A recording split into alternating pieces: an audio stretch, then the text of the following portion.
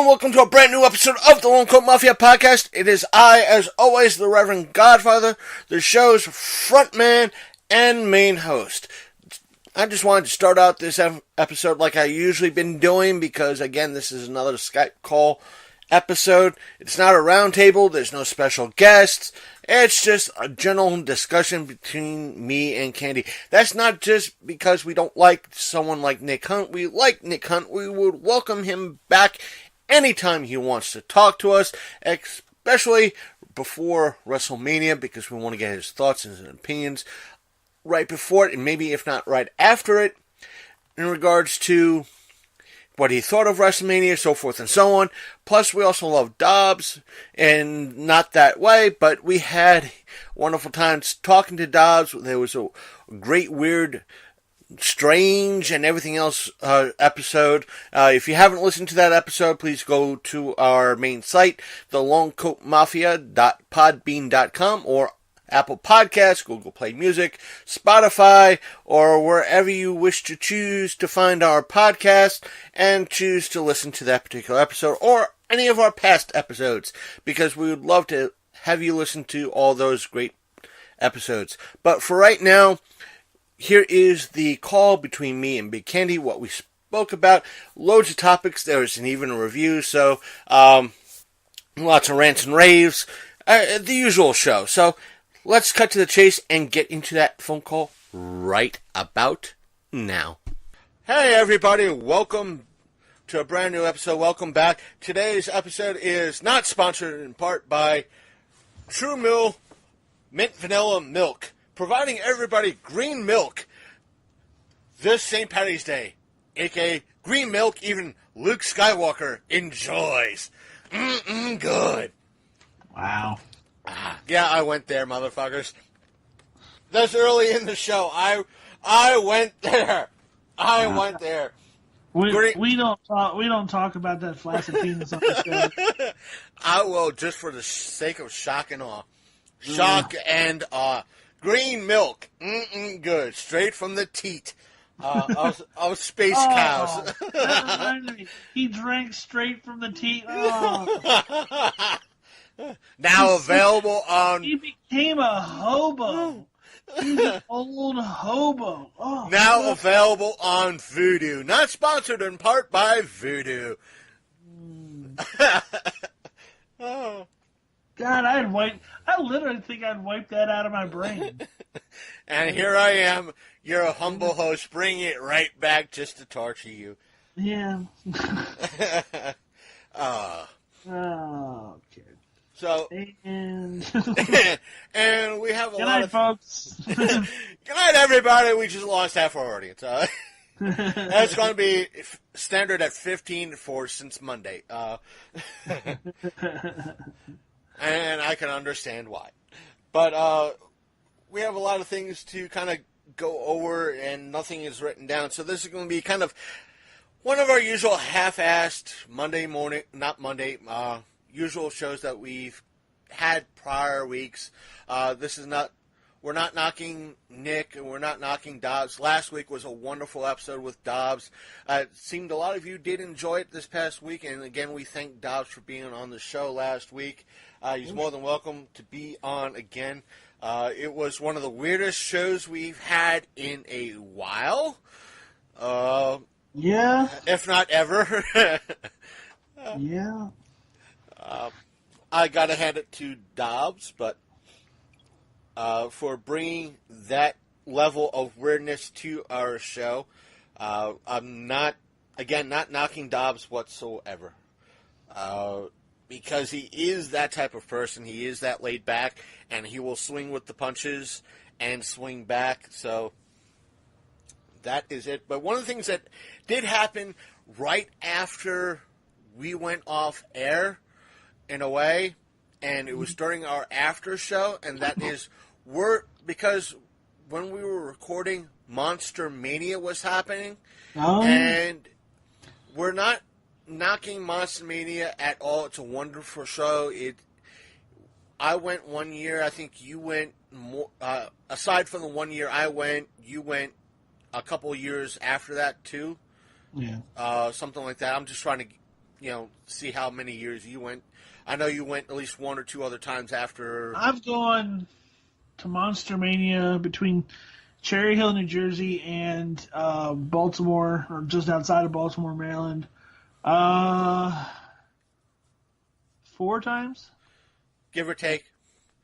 Yeah, because I know I've been to Cherry Hill twice, and I know I've been to Hunt Valley twice. Yeah, 4 times. Now, for sure. What happened last week was, I'm not saying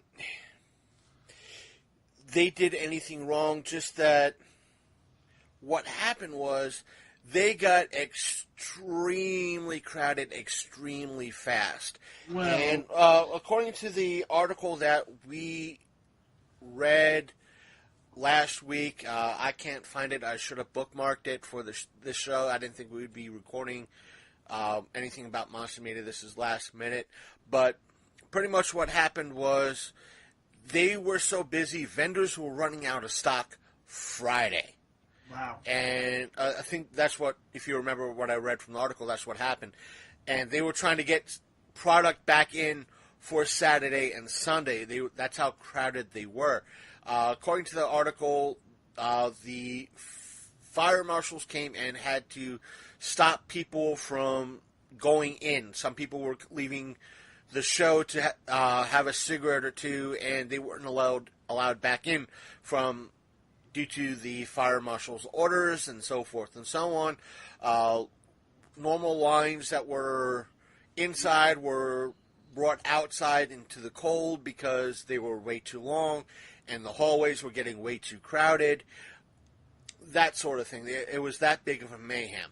And a lot of people were speculating the fact that the reason why Monster Mania didn't go to a new, bigger, better venue is that the hotel that they've been in for the past, I don't know, maybe 10 years or so, has given them such a great deal that they can't help not be there.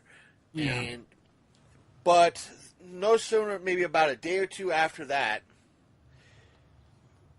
the folks at Monster Mania posted up, in essence, their side. And let me, in essence, read what their side was. They said, first off, we wanted to say thank you for those that attended the show this weekend. Obviously, the turnout of people coming to buy tickets on Saturday was much larger than we've ever had before. We stopped selling tickets about 90 minutes before the fire marshal temporarily shut the doors for about an hour. We are very sorry for any inconvenience this caused anyone, and we did our very best to get everyone inside as quickly as we could. I would like to thank our staff for doing all they could during this time. We'll be assessing every aspect of the show as we do with every show, including venue, guest lists, advance and day of show ticket sales, etc. We've I guess this was done on the phone because there was a misspelling. We've read every comment made here, the positive, the negative, the angry, and at times the insulting. We welcome and are taking into consideration all constructive criticism offered. We very sincerely appreciate all your support and will work hard to regain your trust in us for those who've been with us over these many years. Most sincerely, Dave. Dave's a super nice guy. Like he doesn't do anything but try to have a good time. But I tell you what the problem was, and this is just my opinion, was that the bill was just simply too good. Right. And he booked one hell of a show in essentially, and that place when I've been there was freaking wall-to-wall people and you couldn't move around. He booked essentially like a great show in a venue that just couldn't handle it. And I think, and that's up in New Jersey. So, I mean, if you get people who get the pre-sale tickets online, you can kind of judge about how many people are going to come. Problem is, I think a lot of people showed up to buy door tickets last minute. I don't think they were expecting that many people to come and buy tickets at the door. But here's the lineup, just in case anybody was wondering, and why this was a problem. And if you're a horror fan, sci-fi fan, or just a movie fan in general, this is a hell of a lineup. Tim Curry, John Carpenter, the cast of It, the kids, Richard Dreyfuss, Randy Quaid, Paul Rubens, Kathleen Turner, Sean Astin, Joe Pantoliano, which, if anybody remembers him, he was the dude in The Matrix. He was also in The Goonies. He was one of the gangster guys. Ali Sheedy, Cassandra Peterson, a.k.a. Elvira. 6 Jason actors. 6 Jason, like Friday the 13th Jason actors. 6 of them in costume. Tony Todd, Candyman, and amongst other things. 2 of the people from Killer Clowns, 2 of the people that played the Killer Clowns, kind of a Killer Clown reunion, and the guys that did the makeup for Killer Clowns, did the outfits. Terry Kaiser, Weekend at Bernie's, along with Steve Nape, Sherry Vinson, Rob Dimension, Scott Jackson, and some other people. But I mean, that is one hell of a lineup to have at a show in a place that I honestly couldn't handle it. I know when I was there, granted this was 10 years ago, when I think we first went, they had hell of a lineup. Yeah. And when you had that, he literally swings for the fences. I'm going to exclude this year. As far as I know, if you want to include this year, this was the only year with this major of a hiccup. The only other year that I know of he had a hiccup was maybe about 3-4 years ago, give or take, is that he tried to get the actress that was originally in The Ring, and her manager tried to gyp him out of a couple of $1,000 for a no-show. And because at that time I didn't realize it until meeting Matt and diving deeper into a little bit behind the scenes what makes a con a con. Pretty much Dave knew a few entertainment lawyers or knew people who knew entertainment lawyers. And they recommended somebody in California where this manager was located, and that lawyer said, yes, you have a case, let me help you get your money back, and he won that case. It was like a year-long affair in order to get the money back, but that's what he did. Right. And, the year that one of the years I know you went to Cherry Hill was one of the years that they had Bruce Campbell. Yeah, that was the only year I went. But do you remember? I don't think that there was a problem with his lines. I mean, they were just long. Right. I don't think they with that they really. It just became really long, and they trimmed it before it became mismanaged. Yeah. Because they said, well, if my memory serves, is that, well, we're going to have to possibly trim it at 400. We'll see how Bruce would want to. If anything happens past that, meaning that if he's willing to stay longer to do more, we'll add more to the list. People going in to do the signing, and I was one of the tail.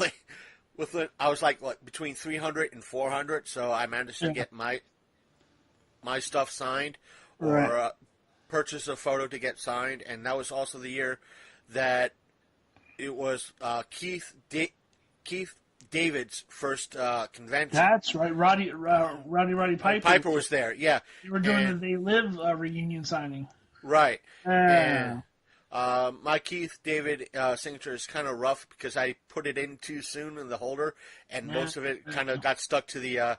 But it was still a pleasure to meet Mr. David. So that was the year that I got you the J Muse signature. Right. And I took the picture with him doing the b-boy stance. And he goes, "What's a b-boy stance?" I go, "You're fired." But Jay's a character nonetheless. Oh, he's hilarious. He's a good guy. I think, well, at the time, like, I know he's 100% drug-free now, and he's doing really well. I think at the time he was on stuff still. So, either that or he was starting to go through rehab. Yeah, because it was about the time that I think they were shooting Zack and Miri. Right, and he still had the short hair, and that was right when he was relapsing. According to Kevin Smith, that was right about the time he was relapsing. So, we're not knocking Jason Mewes or anything like that. He's come a long way. No, he's done very well for himself ever since he stopped doing everything. He's been directing, he's been acting, he's been writing a lot. He's been doing podcasts, and he's doing very well for himself. He's had a child, he's got married. He's doing very well for himself. No, nothing against him at all. It just happened to be when I met him was not probably a good time in his life. Right. On the flip, from the busy time last week, and also when we were there before. Now this was in Hunt Valley when the last year that me and my wife went. There was nothing, no lines. I mean, we saw Robert Englund. We could have went twice. Robert Englund, with 20 minutes in line. I walked right up to Ric Flair. We walked right up to what's her name? Oh my God, why am I? Christy Swanson. Right up to the girl. What was the girl from the Apple Pie or American Pie movies? What was her name? Elizabeth Banks. I want to say no. That's not it. No. I think I know who you mean. Shannon Elizabeth. We walked right up to her. We walked right up to the guy that was in Princess Bride and Nightmare Before Christmas. The guy that voiced Humperdinck. Yeah. Who was Humperdinck to voice Jack. Anyway, we walked right up to him. The longest line in the room, if you can believe it, was Phil Anselmo from Pantera. And that line stretched across the room. But it was insane. Like, there was literally nobody there. It was like you could walk anywhere. Like the dealer room, I walked around it 4 times. Like, didn't even bump into anybody.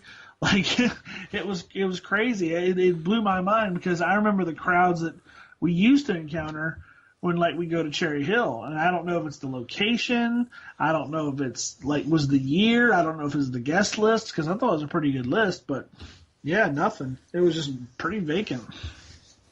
That's the odd thing. A lot of cons tend to be hit and miss. That you could get the busy shows, and all of a sudden the next year it's like dead ass quiet, and you're wondering what the fuck. This is an awesome list. Why aren't people showing up? Yeah. And it's a crapshoot. Yeah, it really is. I mean. I wasn't used to going to a big con like that and seeing empty tables. Like people or not empty tables, but nobody waiting in line to see superstars. Like seriously, Ric Flair? I mean, even though it was at a horror convention, Ric Flair is a big deal. Like nobody was literally nobody wanted to see him. I mean, and not to shake his hand. Right. I felt awkward just stand there umming and awing, and I'm going, okay, I guess I can just walk right up. And I did, and he was super nice. And that shirt that I showed you today. Yeah, that, folks, if you haven't seen it, there's a shirt going around. If the shirt wasn't so expensive for the size I want it to be. How much? I didn't even look. How much? A 3X would be $30. Oh my God. Right. It's Ric Flair with the Infinity Gauntlet doing the Four Horsemen. Doing the Four Horsemen. And it just looks so awesome. And it with Ric Flair, it looks so natural, too. So I was like, damn, it just looks right. I was like, that would make one hell of a what if. Yeah.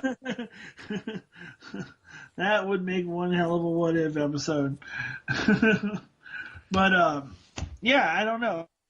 I don't know what the formula is. I don't know what the magic formula. I'm guessing personally, and I don't know what the results are or what the turnout for each person was. But I'm guessing a lot of people were there for Tim Curry because he's not doing so well. Right. And I'm guessing there was a hell of a lot of people there for John Carpenter because again he's getting up in age and he's done so much. The rest of the guest list, I mean, like, Richard Dreyfuss, I can see people there for, for Jaws and some other stuff. The kids from It, I mean, a lot of them are probably going to be up and comers. Of course, the only one that doesn't show up is the one that was on Stranger Things. He wasn't there. Because those kids, like, they got a weird manager. Like, they were making appearances, and then like they got new management, and they started pulling them from all their appearances. That's odd. Yeah, they don't want them to make appearances or something. Randy Quaid, I don't see his audience like being or his lines being too long, but I would definitely go see Randy Quaid. Paul Rubens probably had a huge line. Probably. I'm guessing. There's a reason why they call him or at least nicknamed him the Comeback Kid. Oh, for sure. Because there's, for the folks at home, Rubens is Pee Wee Herman. If you didn't realize that, back in the early '90s, he was arrested for indecent exposure in a theater, an adult theater. Let me put that in context. And right. he made a comeback. Which should have never even been a thing. Right. I mean, let's be honest. He made a comeback with, I think, a game show. I guess the game show was based on, if I remember correctly, the game show was You Don't Know Jack. They made a game, literally a game. That was a fun show. A game show based on the game, and apparently he was arrested again for supposedly child pornography, and he kind of dropped off the map for a little while. Yeah. And he made another comeback by bringing Pee Wee Herman back to Broadway, or at least a stage show. And that's it. I guess he's trying to make the comeback again, so that's why I want to say, I'm not sure, please correct me if I'm wrong, but I think the child pornography charges were dropped. I don't remember what happened, so it was like that long ago. I don't think he got accused of anything. I think it was like something weird, but I could be wrong. Right. Kathleen Turner. I could see her having a decent line. I don't know. I mean, she's one of those old actresses, it's been around for a while. Sean Astin. Everybody likes Sean Astin. I think between Stranger Things, Goonies, Rudy, you name it. Lord of the Rings. I think even The Strain. I think he was good on The Strain for the short time he was on there. I think his line probably would have been a big one. Joe Pantoliano. Actually, the funny thing is, I just remembered one thing about him. He was on The Sopranos, and I would have got his signature on The Sopranos stuff because I absolutely hated his guts on The Sopranos. And he was also in one of the Cabin Fever sequels. Yeah. I hate those movies, but he sold his part well. And I told him that, and it's like, listen, I'm not really a big fan of the Cabin Fever movies, but you sold your part well. So that was that, and I couldn't be mad at fucking Sean Astin. I couldn't.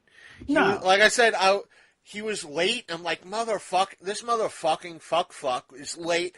I'm gonna miss my train because of this fucking asshole. He rolls in. Sorry, folks, apologizing left and right. The nicest motherfucker. Like, god damn it, I was working up a good man for the past 30 minutes. Son of a bitch. How can I be mad at you? Take my money. Now, I wonder if actors appreciate it when you tell them that you like them as an actor, but you absolutely hated their characters and you loved it when they got killed. That would be the case with Joe Pantoliano. Like when he gets killed in The Sopranos, I was so happy. I was so happy. I hated his guts, and I would have told him that. I'd have been like, "You're a wonderful actor, and I've liked a lot of stuff that you've been in, but man, when you got it in The Sopranos, I was so happy." There was the actor that he passed away way too soon. I'm pulling up Raul Julia.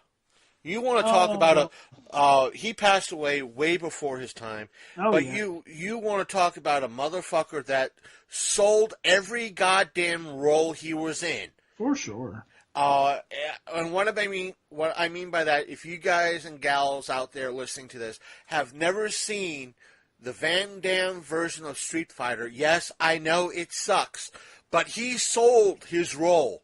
He did. 110%, he sold that role. M. Bison. Yep.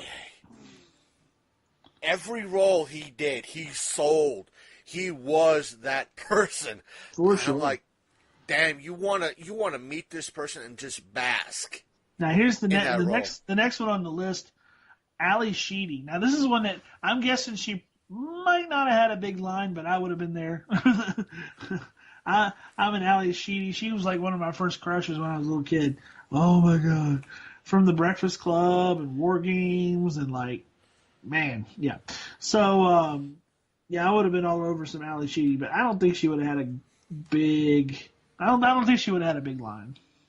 No, but that's also the odd thing about a lot of things is that you think certain people will not have a big line, and all of a sudden their line is wrapped around the building like 8 times. And this is true. I'd like to get some feedback from the show just to see how big her line was, to be honest, because she was there for 2 days. So, and then Cassandra Peterson, I'm guessing her line was huge. Elvira. Yeah. Oh, I wouldn't mind interviewing Elvira. No, well, aside from being just a sweetheart, apparently, like, she's, like, a super interesting person, and apparently, like, she's got a lot of merch out there. Like, apparently there's, like, Elvira collectors, like, there's Elvis collectors, and people really get into her stuff. Like, there was a spread a couple months ago in, I want to say, Horror Hound magazine, that had a lot of the toys and all the stuff that she's put out since the 80s, and it's just an insane amount of merch for somebody who's like really low, as far as I'm concerned, a low level celebrity, but like huge in the genre. You know what I'm saying? And the odd thing about her is that when she first started, the station where she started at didn't think that she was going to be big. Yeah. So she managed to say, "Let me sign over the merchandising rights and royalty rights to me." Yeah. And they went, "Okay, we don't think you're going to be big. Go ahead, we sign them over to you." And all of a sudden, bam! She, this breakout star is like, there I go. I don't mind if I'm getting paid next to nothing. I'm getting all this money on the back end. So it was kind of like the George Lucas deal. Yeah. Oh, the movie's going to suck. You could have the toy rights. All of a sudden, boom, I made $1 billion in toys. What did we do? She would have been a good pairing with Paul Rubens to get stuff signed for like Pee-wee. You know she was in Pee-wee, right? Yeah. Okay. She was the biker chick. I say you let me have him first. One of the best parts of that movie.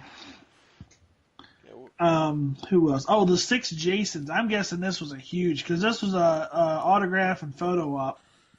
So you had Steve Dash, Kane Hodder, C.J. Graham, Ken Kurtzinger, Ted White, and Tom Morgo. So you had all 6 of the Jasons in costume doing photo ops. I don't know how long this would have took to get. Or if they were doing them individual, or they doing them all together. No, it said separately or all together. It says right here. So that would have been awesome and expensive as fuck, too. Oh, for sure. But definitely a one-of-a-kind opportunity right there. That would have been fun. That would have been a lot of fun. Then you, of course, had Tony Todd, who's just a charming, wonderful, gigantic man. As we found out one year, him and Kane Hodder together are just... And apparently, I want to know how true this is. If I ever get a chance to meet this odd sweetheart of a woman, amazing woman, I'll say that on air now because that's how she seems to be, an amazing woman who's been through a lot, and that her name is Monique Dupree. She's apparently one of the first female scream queens that's out there. She's a wrestler. She's been in a lot of stuff and been through a lot of stuff. I think she's a mom of like 9 kids too. Wow. And apparently her brother's Tony Todd. Oh, for real? Yeah. Oh. And I don't know if it's one of the, and I mean this in the nicest way, I don't know if it's the equivalent of a mother from another, a brother from another mother sort of deal, or... It sounds like conspiracy. Did you check Wikipedia? Why? I don't know. I should check Wikipedia. Oh, you don't know what I'm talking about. Okay, well, we'll talk about that later, but okay, go ahead. The Wikipedia conspiracy theory. Oh, have you heard about that? No, not yet. I don't want to go off on a tangent just yet. But yeah, we'll save that with the other little conspiracy theory paranormal thing a little bit that I have pulled up in regards to a certain voicemail. I don't know if you heard about that too, but how about let me go on a little bit of a rant tangent here, if I may. As it's kind of part 1 and part 2.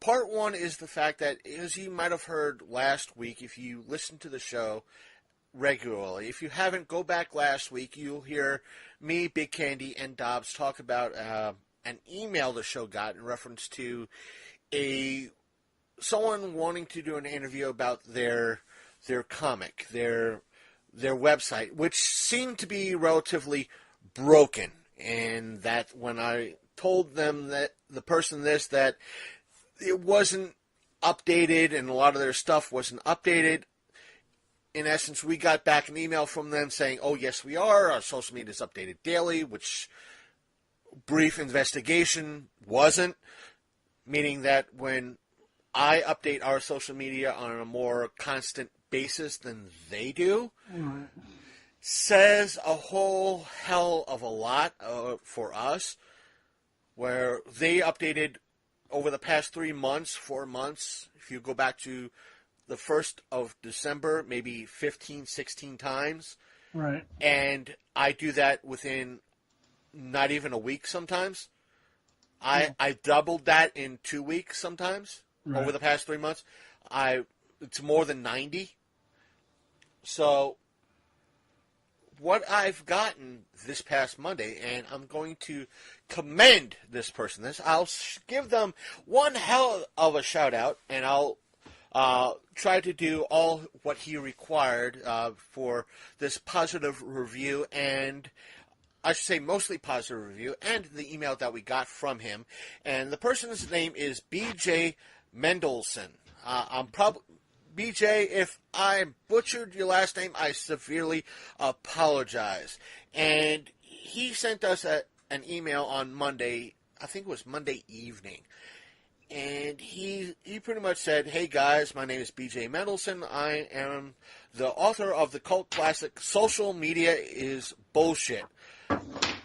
And he went on to say, I have a new comic book out on Comixology called Vengeance Nevada, which he asked if we would like to, at least one of us would like to check it out, read it, and review it. Sure. And he was being very polite. He didn't send us to a link saying, that was broken or anything like that. It was like, I have a comic in a PDF form. Would you like to review it? And my response was pretty much, sorry for getting back to him late because it was like Thursday, and that I paid him a compliment that somehow I heard about social media is bullshit somewhere before, and that, it's like I'll let him know when the show will drop, and that I will let him know that it's going to be on this show and everything else. And his response was, okay, here's the link. It's PDF. That way it plays on whatever you might have, your cell phone, tablet, computer. You don't have to worry about it not being compatible with anything. It's universally compatible. He said, if you like it, please let everybody know that they can purchase a copy on Comixology or through the website, which links directly to Comixology, for $2.99. And the website is vengeancenevada.com. And the link will be in the description to this episode. So you can easily click the link and it'll send you straight there. And he said, if you like what you read, please encourage everybody. I did like what I read. It was it's black, for the most part, it's black and white, and it kind of leads into color, kind of like how Sin City is. Okay. It's not the same artistic quality as Sin City, but it has the same motif that what is colored is what he wants, kind of like what you want to look at. Oh, okay. And it's an interesting storyline where there's a backstory to it that you don't know to it. I guess he's going to be feeling as the story overall progresses that it'll be filled in through like flashbacks. But the way the downside is the way it comes off is that you don't know what's part of the main story and what's a flashback. Oh. That's the downside, but it's kind of done well too. That you don't really care. It kind of feeds into itself. Yeah. That it's a little bit entertaining, and the artistic quality is that of an independent. It's not totally awesome, but it's not. Now, did he do the pencils in it, or he just wrote it? He wrote it. Let's see here. Said the credits. The cover art is by Isidore Calaveras. I'm butchering the name. I do apologize. Interior art and letters are by Peter Paulorzeski. Oh, pronounced Chaparsky. My apology. He has it pronounced right in the email. There. So, I didn't read too well. I read good. Oh, boy. So, it's been a long week, folks. I do apologize, BJ and everybody else. It's for an independent book. It's done good. The art is decent. It's not like that graphic novel you picked up at Baltimore that one year. Oh my! Yeah, that I blocked was that from my memory, but nope. It's not bad, or it's not like stick figures, but it's consistent. It's done very well, and the colors, the parts that stand out as colored are done well. Watch it. Not that well. Not that meaning of colored. I mean colored in to highlight. Art is done well. It is an independent comic book. Obviously, according to the email, there are more coming out, or there is more out there. I do recommend the book. I do say if you wish to check it out, buy the... also, I might add, I'm not really a digital comic type of person, because depending on the size of where you're reading it, for me, it's kind of awkward to read it that way. I'd rather have it in my hand. But if you like digital comics and want something for your tablet, I do recommend going to vengeancenevada.com, which will lead you to where you could buy the comic and picking it up for $2.99. I do recommend that. And Big Candy, if you want to check it out yourself, I could send you the link for the copy that I received. That way you could at least check it out yourself in your time. I will. Thank you. So it's an interesting comic. It's an interesting read, and I'm intrigued. I might sign up to see what else happens. And BJ, thank you for the free issue. It was a well-done comic. It was, even though it seemed, I think the way I was trying to follow it, or how it seemed to jump around a lot. It was the aspect of I was reading it on a 4-inch screen, and it just, I'm not used to, again, digital comics. Comicsology is a lot better when you have it on a like a tablet. It just comes off a lot better. Like on your phone, it's hard, it's impossible to read. And not to mention, the only tablet I have is a Kindle, and Kindles are, for something like Comixology, are a piece of shit. Oh, for sure. So, it's, again, BJ, we're not knocking your choice of distributor or anything like that. We're knocking the tablet that I use for the most part. Now, does he have a paper? Is there a paper copy of it too, like a actual physical copy of it? I don't know. BJ, if you're listening to this, if you do have a paper copy of this, please email us at the show. You have our email. Let us know, and we'll be happy to share that to our listeners out there and spread the word that you do have a paper copy. That way we can let everybody know. How about that? That works. For the most part, again, I recommend it for $3. Check it out, folks. So support the indie scene, especially the indie comic scene. It's hard for them to make a lot of money this way. So please, if it helps them out, do buy an issue, at least the first issue. If you like it, buy more, subscribe for more. You might actually enjoy something. And it's one of those things that I did enjoy, I did like, and that's why I am reviewing it on this episode, and I'm telling you guys about it. That being said, which leads me to my part 2 of this little rant, and that is, we got, believe it or not, a partnership offer. What? Yes. Now let me explain. Now this is how, what I initially started, how one person can be rude, then another person can be extremely polite, that he was very happy. BJ was very happy to be, to email us and to hear from us, to have somebody review his comic, get the word out about his comic. I like that. That's what the enthusiasm. I'm like, hey, it's a win-win scenario. Fucking A, that's why we're here. Fucking A, that's why we're here. And it would have been something that if he actually did have a paper, we saw him at a show, I would be more than happy to pay for a paper issue and review it, and nonetheless do what I'm doing now as part of my, if you want to call it a job. But now the next email that we got is from, I'm not going to mention the name, but I will mention the company. It is that it's one of these emails that I think was blind carbon copied to a bunch of people. Oh no! And sent out. It was one of those things that it was, if you read it, you don't see the other people sent. Right. But it was one of those type of ordeals. The reason why I say that is because I've heard of YouTubers getting these type of these emails, and they recognize it that as a carbon copy email, that meaning that it's sent to like 50, 60, 100, 200, 300 YouTubers. Right. And sometimes the companies that do this forget to blind carbon copy, and they have the list of all the other YouTubers that they sent shit out to. Right.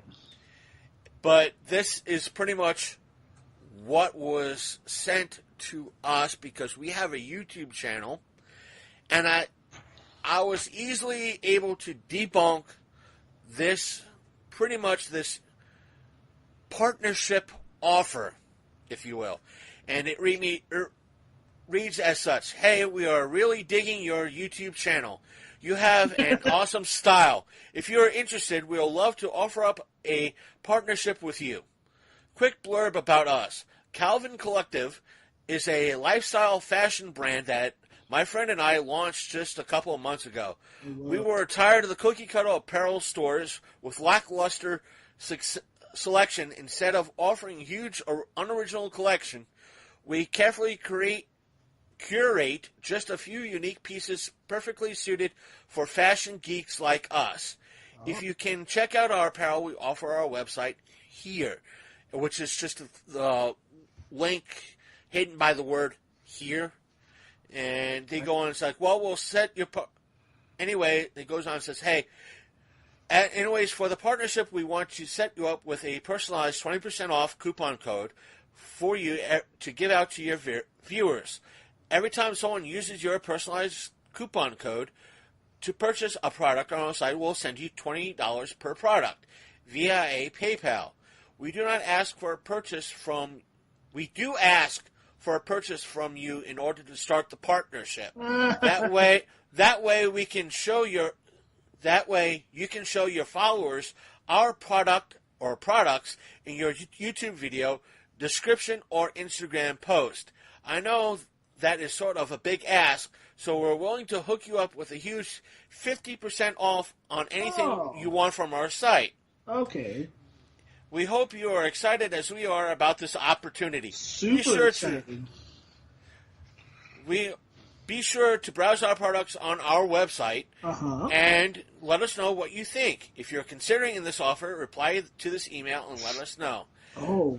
Not only am I replying to you on air, co-founder of the Calvin Collective. So we're jumping at the chance, are we not? Yeah. Am I jumping at the chance? Hells to the fuck no. What? But I'll give like several. Such a good deal. 50%. It does. But when I clicked on the link, let me put it like this. I am so not doing this. I am going to bash these motherfuckers. All the while, I am going to give out props to our main motherfucking super ass cool motherfucker, Jay Leal from the SkeletonCrewBrand.com. Oh shit. Right here, right now. Oh shit. The reason why I say that is because these motherfuckers at Calvin Collective, all their shit is above $50. What? $50. A lot of it that was like $40 and up was prices that were on sale.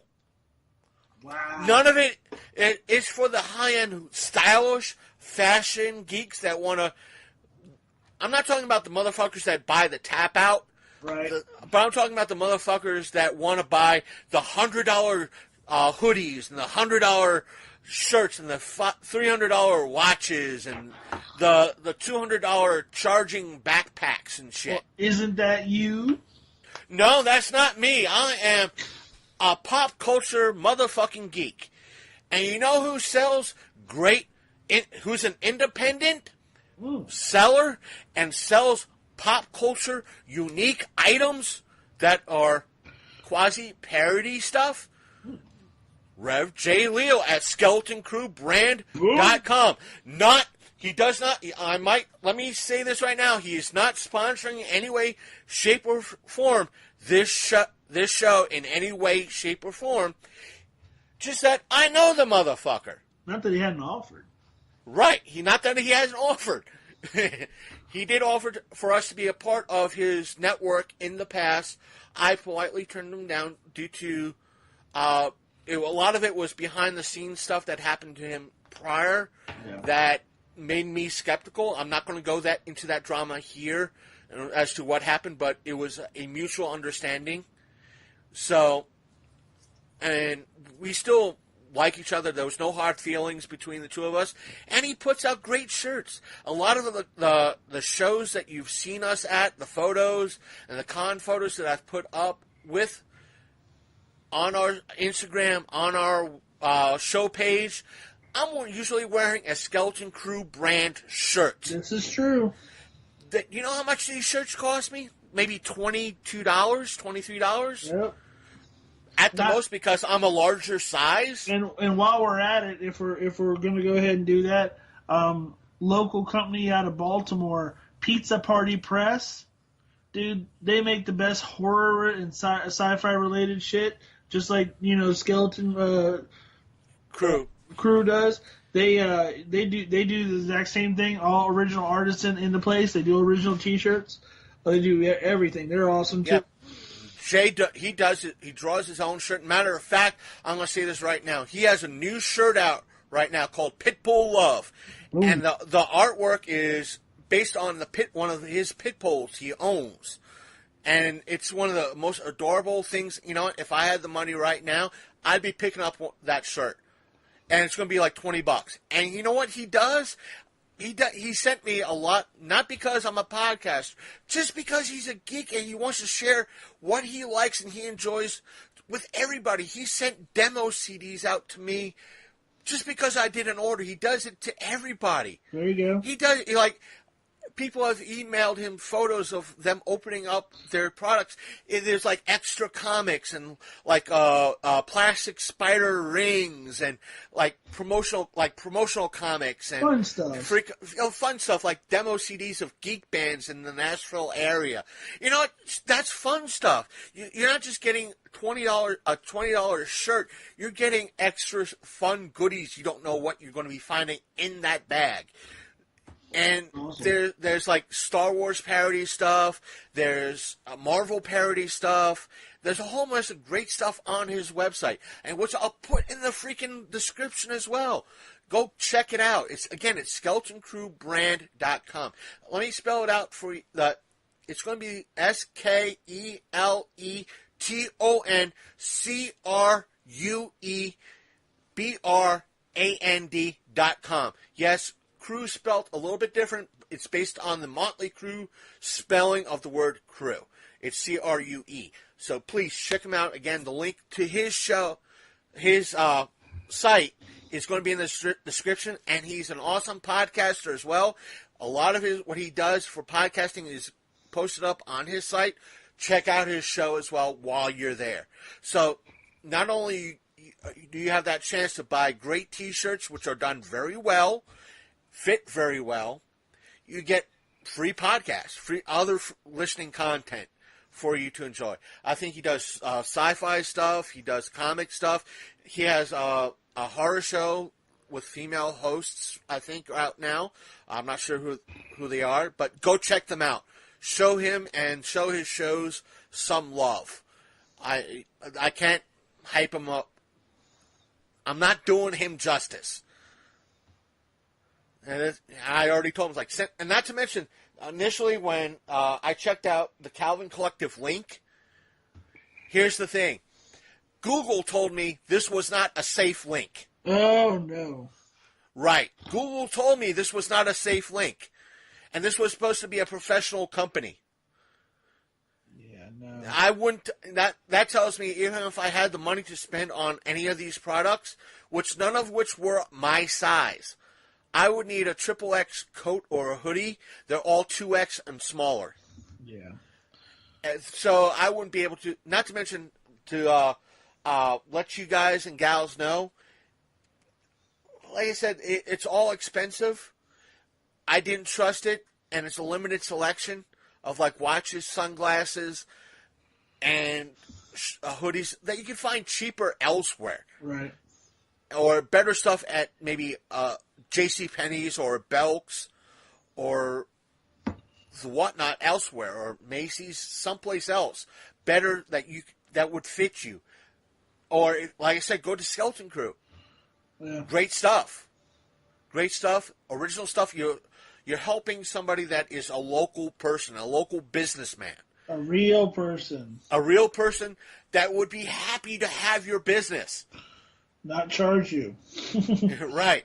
And one of the things I did yesterday was, the first thing I did was like, hey, Jay, send me a link to my email. I'll be hyping you up. Trust me. It's anything like that. I just need to see something with your link. He sent it to my email. I clicked the link. Guess what? No problems. Secure link. Trustworthy link. Yep. So if you're worried with these days, with a lot of people worried about internet security and people hacking for credit card numbers, first thing that got me a flag going up was my phone saying, and my email program saying, hey, message from Google, this is not a secure link. Do not trust it. Do you want us to back out? And when I get a link from an independent, low-level, I'm not knocking Jay at the least, low-level motherfucker that's running his own business and doing his own thing, an truly independent brand. That's the thing, a truly independent brand. Like these guys are saying, oh, we're an independent brand. We don't like the styles of what major corporate. Jay's doing the same damn thing. They're just Quality content. Money hungry, little, opportunistic pieces of crap. That's all they are. Just trying to get people's money. That's all it is. Well, a lot can be said about all businesses, even Jay's, but he appreciates the customer. No. There's vultures and then there's business people. They sound like they're vultures. So right. Here's the thing. Opportunistic. What do I mean by that? They know that geek culture is big. So they probably say, oh man, how are we going to make some money? We can make shirts and stuff like that. We don't know anything about the geek culture. Let's just go ahead and research it. So they pay somebody to research it. No, the thing is, these folks, nothing what they sell is geek oriented. Oh, really? They're using the aspect of car geek or sports geek, like a football geek. Oh, you're a clothing geek. So that's how they found you. You're a fashion geek. Even worse. So that's how they found you. They found you because they # geek. # what's your geek? #, that's they're fake. They're fake. Fake. Let me say this again, listeners. The only time I really make shout-outs to people and review, passionate people, like when we did the match shows, and last year, we reviewed the comic that we got from the guy that was sitting next to us. He was real passionate about what he did. He liked what we do. So he wanted to be on our show, and he gave us a comic to review. I reviewed it. I was happy to do it. BJ was happy to have us review his stuff, passionate. So therefore, I'm happy to spread the word about his things. Jay Leal, is happy to have somebody who loves his products showing. There are times I went to shows wearing his shirts, and people asking, dude, where'd you get the shirt? Yeah, right. And I'm happy to tell them, this is where, let me write down the website for you, and tell them where I got the shirt. I'm happy to do that. I'm happy to tell people on air in regards to, these are legit independent folks that want your business, that will be happy to have your business. Right. And if you like what you see, buy their shit. But they're not saying, hey, in order to start our partnership with you, you need to make a purchase. That way we could see you wearing our stuff, and therefore... That's not even it. If they wanted to promote their stuff, they would give it to you because they could write it off on their taxes. That's called promotion. Well, they give you extra perks. Right.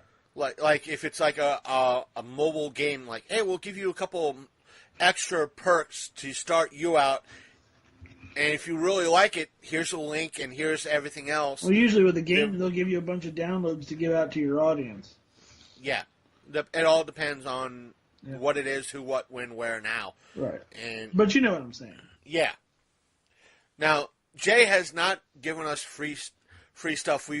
But we're not partners with him either. Right. We're not partners with him either. But I've known Jay since, I want to say 2011. I was going to say a long time. And he's had a lot of cool stuff. I'm not going to bring, again, it might bring up too much drama. I don't want to mention it. But he had a great poster lineup. The matte version of the poster, which I think you've seen on my Facebook every now and again behind me, that was a matte, not a glossy poster, and it came out better matte than glossy. Right. It was one of those aspects of the poster I was debating, I'll choose matte. Right. Like the matte finish, and the way it was set up, it was like a carnival type promotional design. Right. And it just came out better that way than glossy. For sure. So, and it was just that my choice came out to be the better choice. So, and he does good designs. He puts in a lot of work. A lot of work. Yeah. So, And you got to figure, for you geeks out there that want to do shirts, again, SkeletonCrew.com, SkeletonCrewBrand.com. Let me put it like this. Jay Lil named his son Bane. Yes. Bane! So, and he's a punk head, he's a metal head, so, and he lives in Nashville, Tennessee, so. There you go. We won't fault him for that, but he lives in music country. Nice little dig there at the end. We won't fault for that, but. And he'll probably fire back in regards to that. I don't care. He knows. Yeah, he knows. I'm trying to show him some love, and use him as a positive example of what has been done and what someone like him has done before and offered, and a positive way, the proper way of doing things, and how. Yeah, no, for sure. So. And just like I mentioned, Pizza Party Press, everything they do, like I said, it's in-house. They're a bunch of like punk kids and horror fans. And I think they have a little store up in Baltimore now, just a little space. I think it's in an old warehouse or something. I know that, they show up at a lot of events that we do locally, and they couldn't be nicer. They even will print shirts for you, just like, you said Jay would. They'll even print shirts for you, like if you have a band or something like that. They do. I think they do buttons too, and all that kind of fun junk. So yeah, you gotta love the little small independent people, not the ones that are trying to just, get you to be part of their weird pyramid Ponzi scheme. And by the way, the horror podcast that they put out is called Spook Show Radio. And it's it is I don't know the hostess's name. I'm sure they're two fine and nice ladies. I'm ruining myself here, ladies. Mm-hmm. So, like I said, he puts out a lot of great shirts. Let's see some of this. Well, he has a Ouija board shirt that he's done. That way, if he's in a horror location, you could play Ouija board on your own chest. Or if you're that type of weirdo, you could get your girlfriend to wear it or your significant other and just feel... No. He's probably laughing at that fun stuff. And he has for a lot of you tabletop geeks out there that like to play Dungeons and Dragons, he has a 20-sided die shirt with his company logo. The number 20 is facing towards you, and the 0 is replaced with his company logo, and underneath the 20-sided die is just die.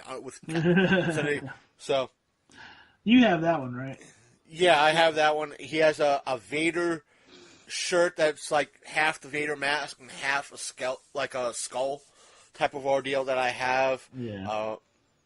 There's a Long Live the Horror t-shirt. One of his classic shirts that I have, I don't know where it is. I know I have it somewhere in my clean laundry area.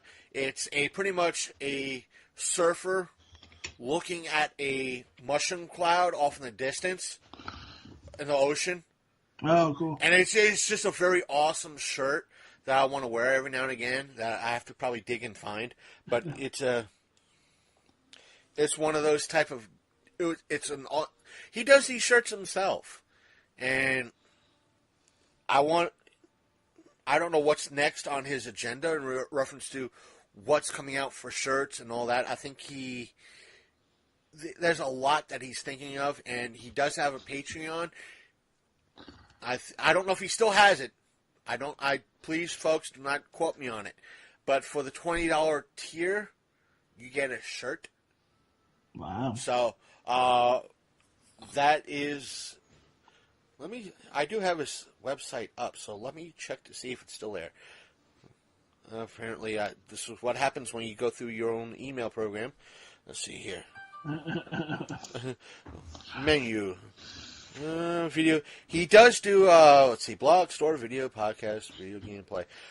Doesn't have the Patreon on his main page, but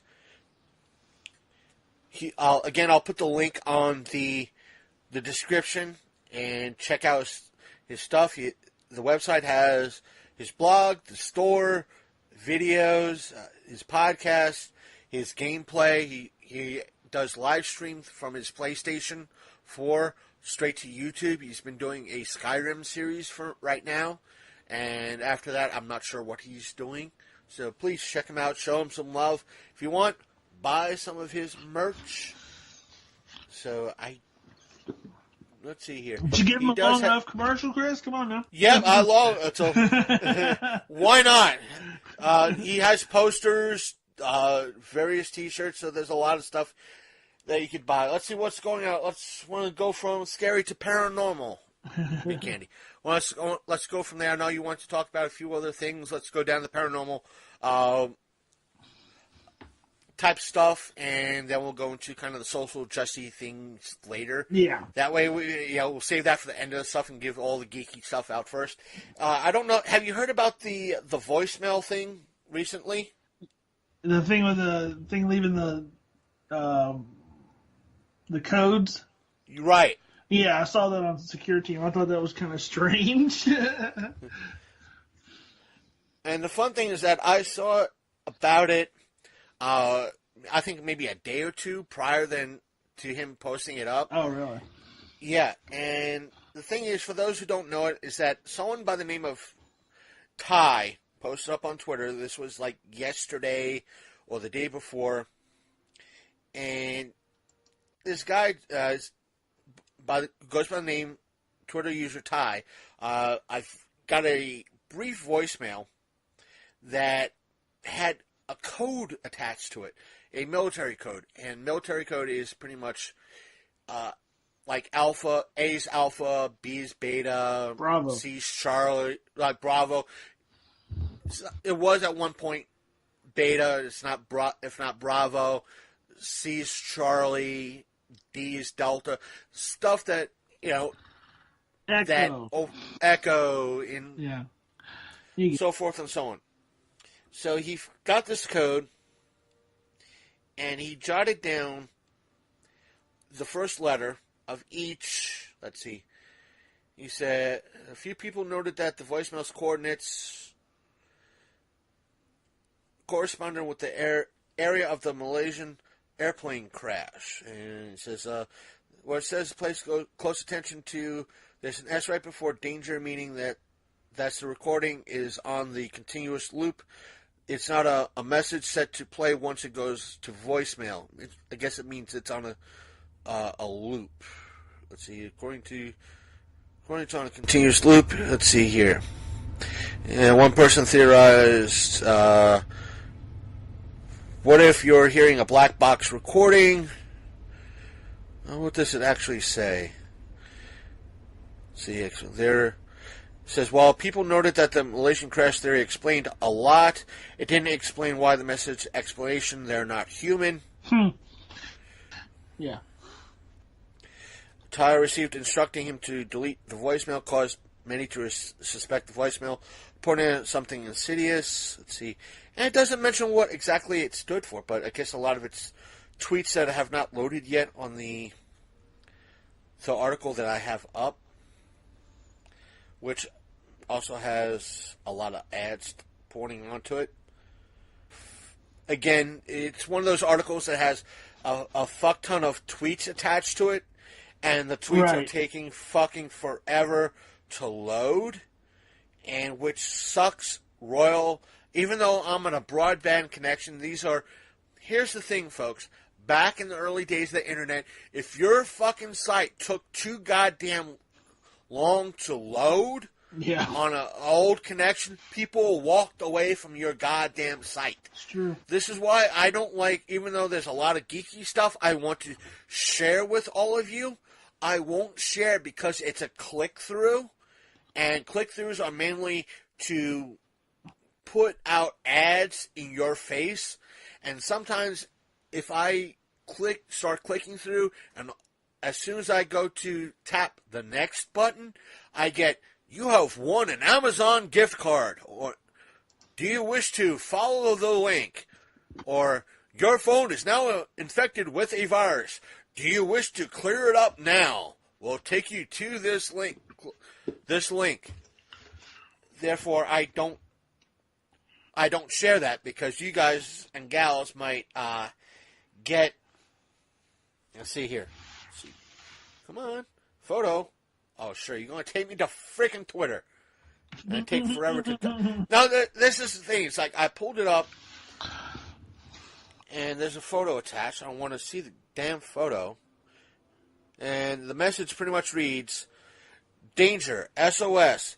It is dire for you to evacuate. Be cautious. They are not human. Is pretty much what the message states. And apparently and he was being stalked and pictures were being taken of him and right, all kinds of weird stuff. And again, what a lot of people were saying is that because it says S danger SOS, it is dire for you to evacuate. Be cautious. They are not human.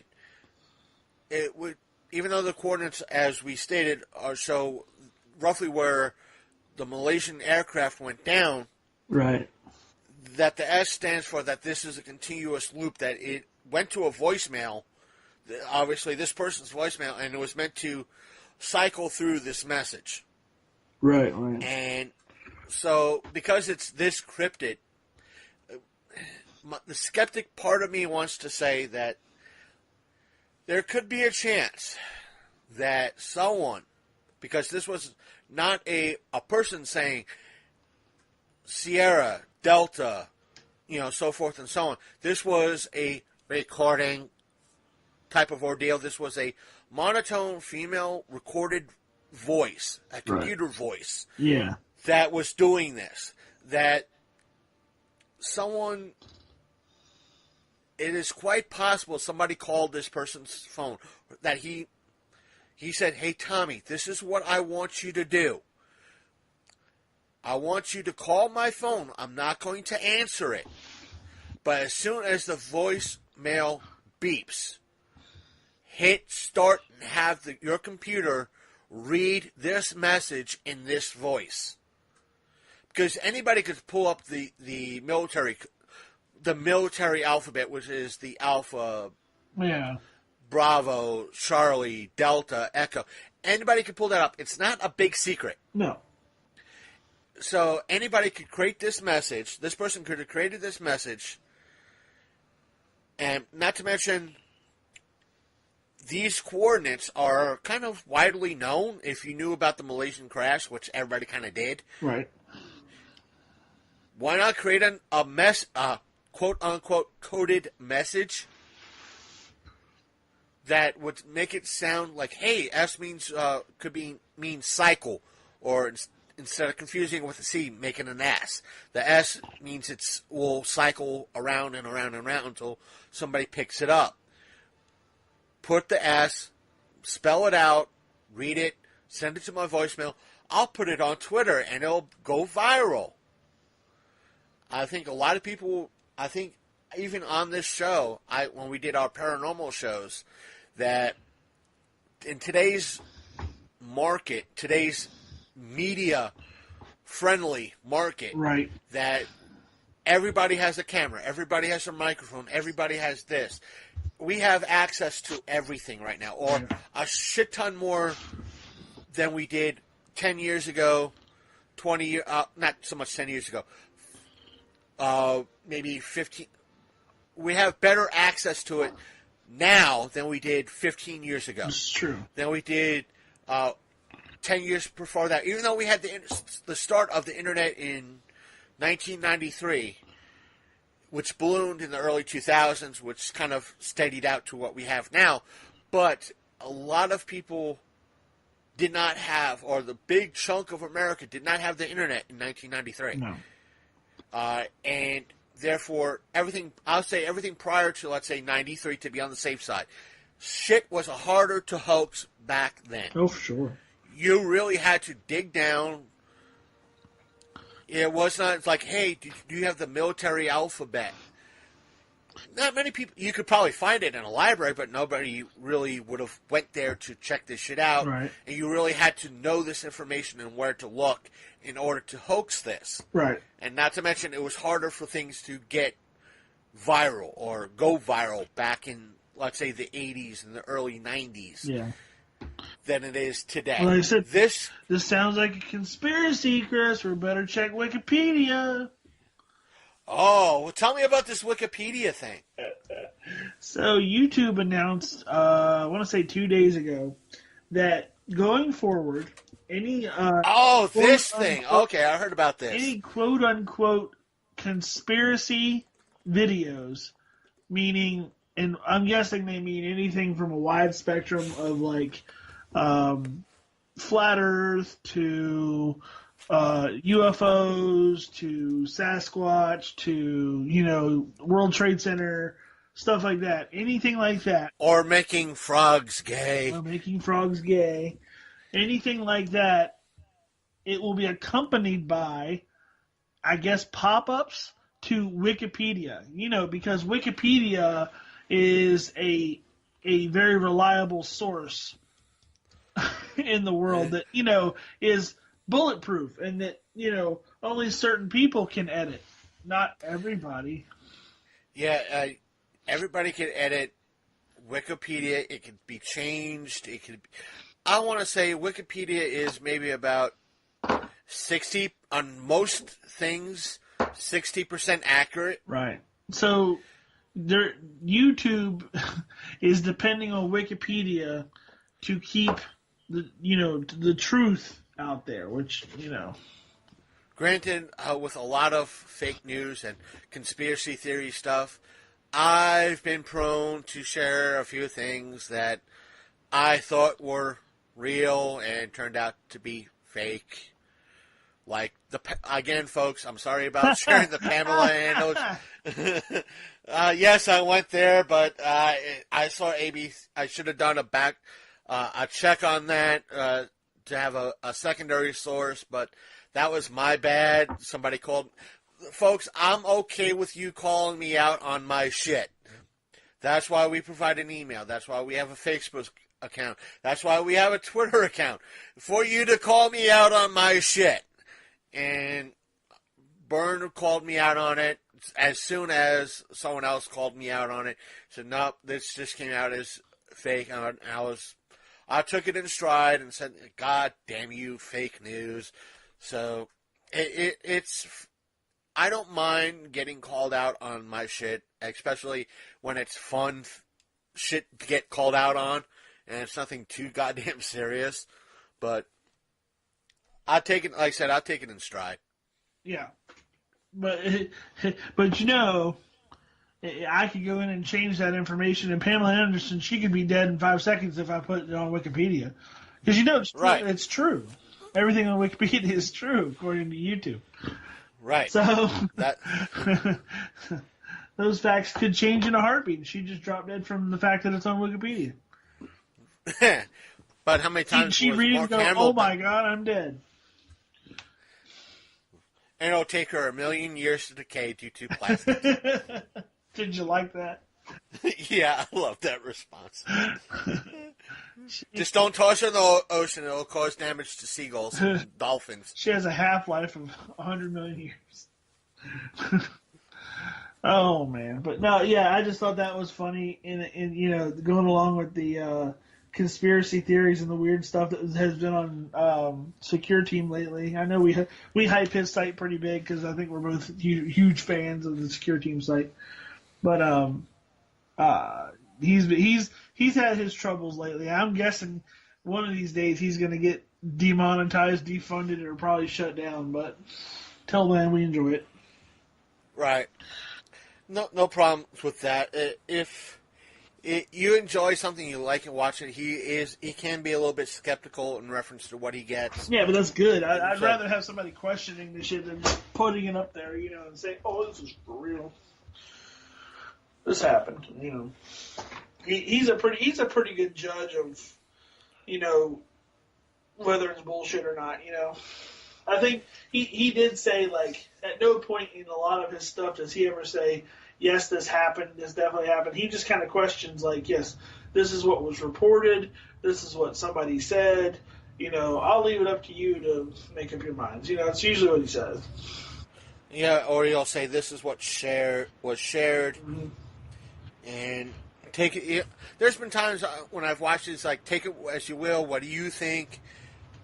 And one of the other, I just found out, this is, I don't know if you heard about this YouTuber, but I've watched about his few of his stuff about. I know how you tried to debunk the flat Earth theory.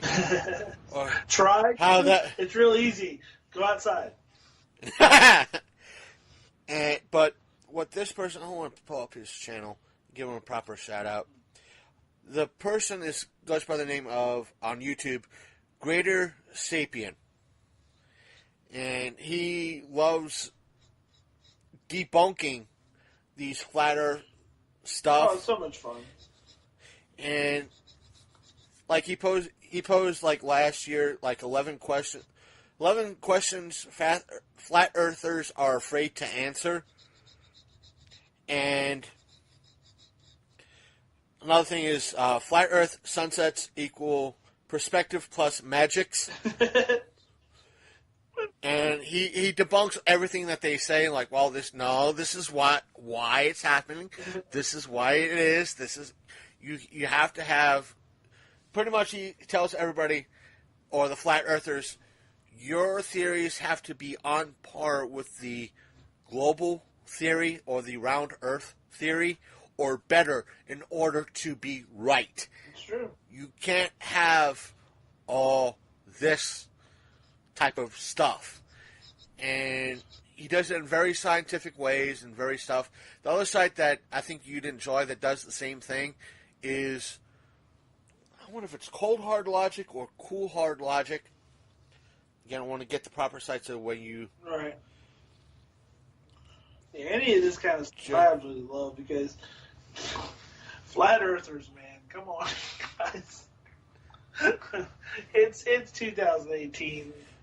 We gotta be better than this.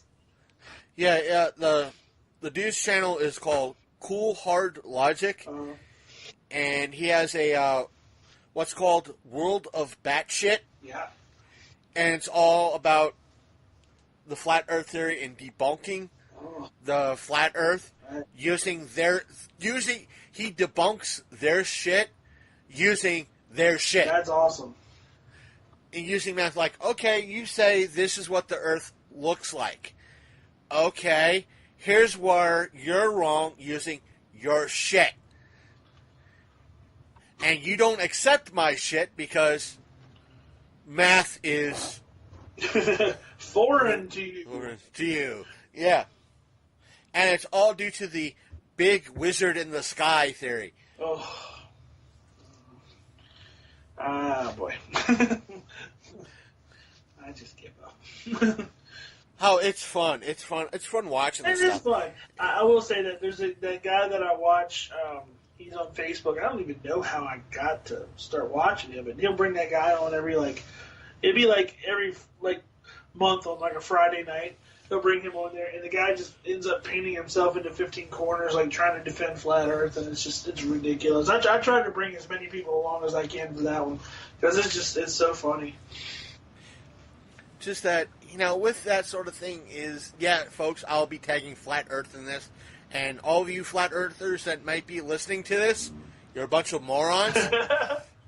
No, you ain't woke, Chris. You need to be more woke.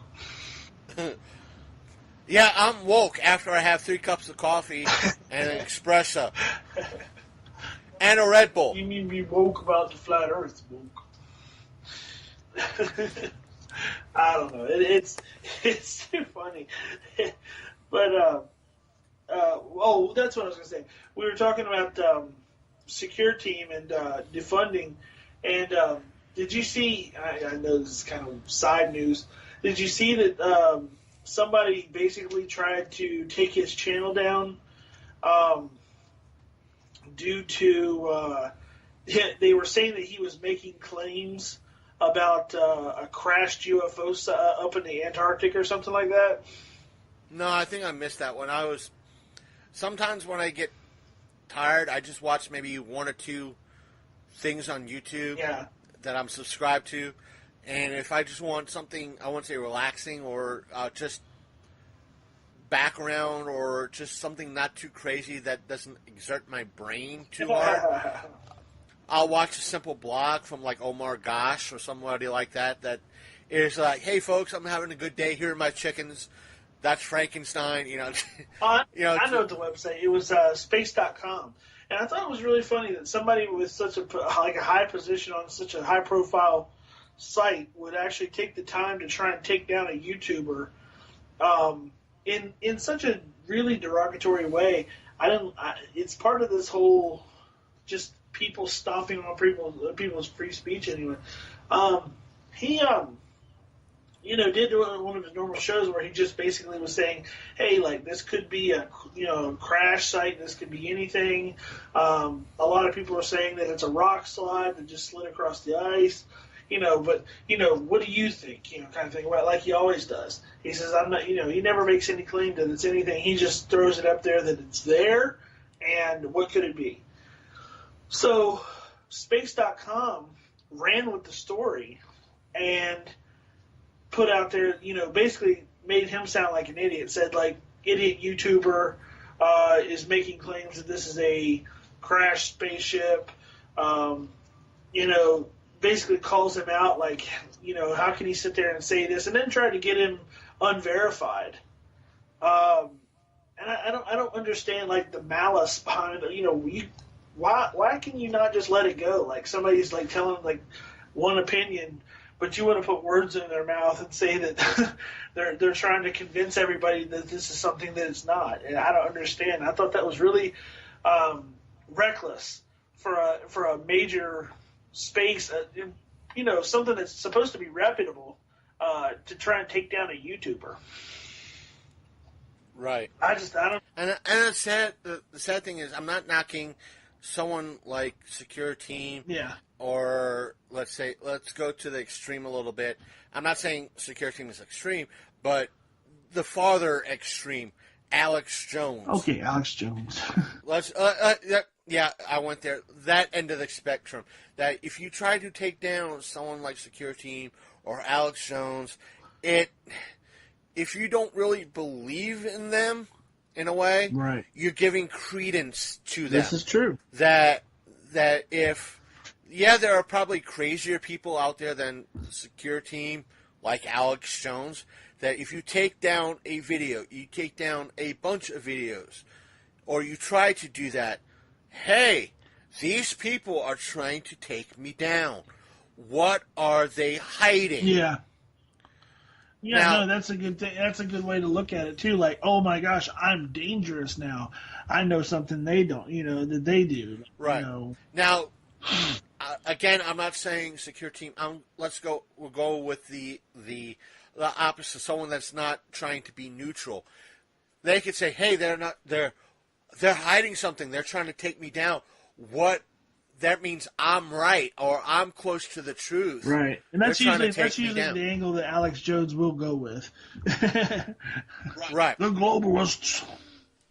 The globalists, the lizard people. The globalists, the ones that want me down. I never will. I'm an American. I eat meat. I have a family. I procreate. Oh my God, he goes on the best rants. I love Alex Jones.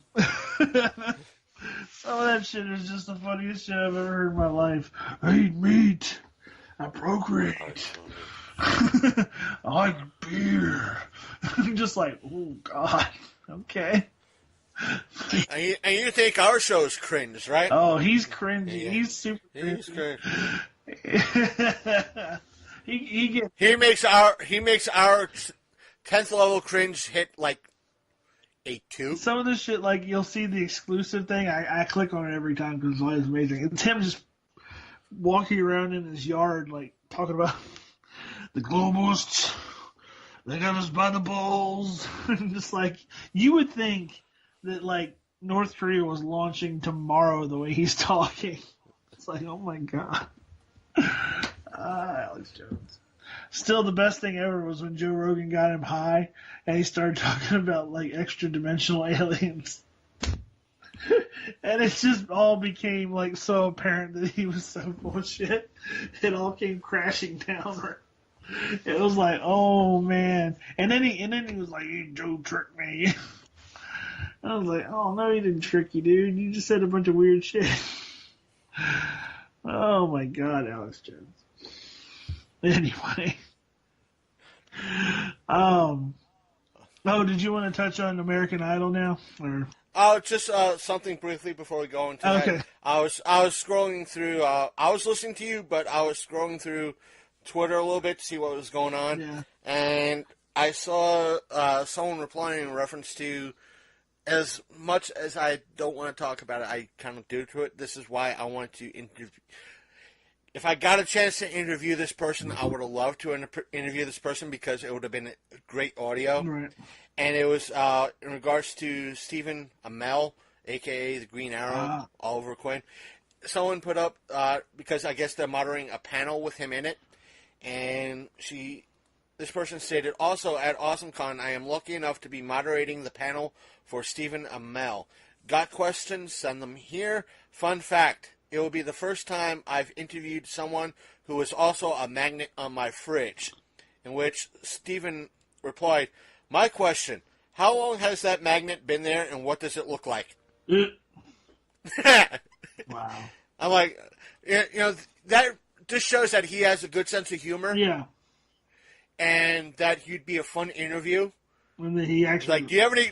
He actually reads people's posts. Right. It's like that he's got a sense. It's like, anybody have a question? I got a question. I think the other group of people that would be interesting to interview and totally fun as shit would be Sam and Dean from Supernatural. Oh, for sure. Jared and for sure. Jared and what's his name? Jared Padalecki and Jensen Ackles. Right. I've seen them do the panels for their show, the Supernatural cons. Yeah. And they are funny as fuck. Oh, dear God. It turns out it was supposed to be Jensen and what's his name, who plays Cassiel. Oh, Sasha. Moesha Collins. Yeah. But Jared was there taking his place until he showed up, and when he finally did, Jared went around and started playing with the keyboard that was behind them, just was causing a ruckus for a good 5 minutes, playing songs and just trying to be annoying, and they cut the power to the keyboard. And he just still was playing like nothing was going on. And then like there was still sound coming out of the keyboard, and they would just turn around and was like, yeah, don't tell him that he's having way too much fun. Don't tell him that they cut the power. It's just the fun shit that, that's why you want to interview people like them. It's because it's going to be interesting audio and interesting that you want to have a camera on them as well. It's because something's going to happen that's funnier than hell that you want to catch on camera. Yeah. And the fact that Moesha has gone on, in essence, on video and I guess audio as well, saying that they have pranked him so hard and so not serious on set that when he goes on set and Jared and Jensen are serious, he knows something's wrong. Right. And when the new kid came on, the new person came on this season, they started calling him Moesha too, as in Junior. Right. Moesha Junior, because they stopped pranking Moesha to prank him. Oh my God. I.e., fresh meat. All the old jokes are new again.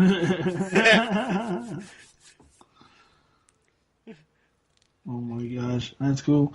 But, Yeah, they'd be a good catch on the show too. Oh, did you? I don't know if you wanted to touch on that magic stuff or not. Did you want to touch on that? yeah, let's touch on the magic before we go into the whole Me Too fiasco. Okay. So, you know what I said to you the other day, like your perspective on things. Apparently, Magic 25 or it was Masters 25 just came out. I'm not a Magic fan. Well, I'm not. I won't say fan. I'm not a player. I'm a fan, but I'm not a player. I love the cards. To be honest with you, I love the artwork, and I appreciate the gameplay. I have bought some before, but simply for monetary value and flipping and stuff like that. For stuff like that. But apparently, this new set came out, and there's some issues with the price point. Now, typically, what do you pay for Magic cards? Atypically, again, for the folks at home who don't play Magic, well, I'll try to explain what, not only the price point, but how the packs are kind of built before you opening the packs. Right.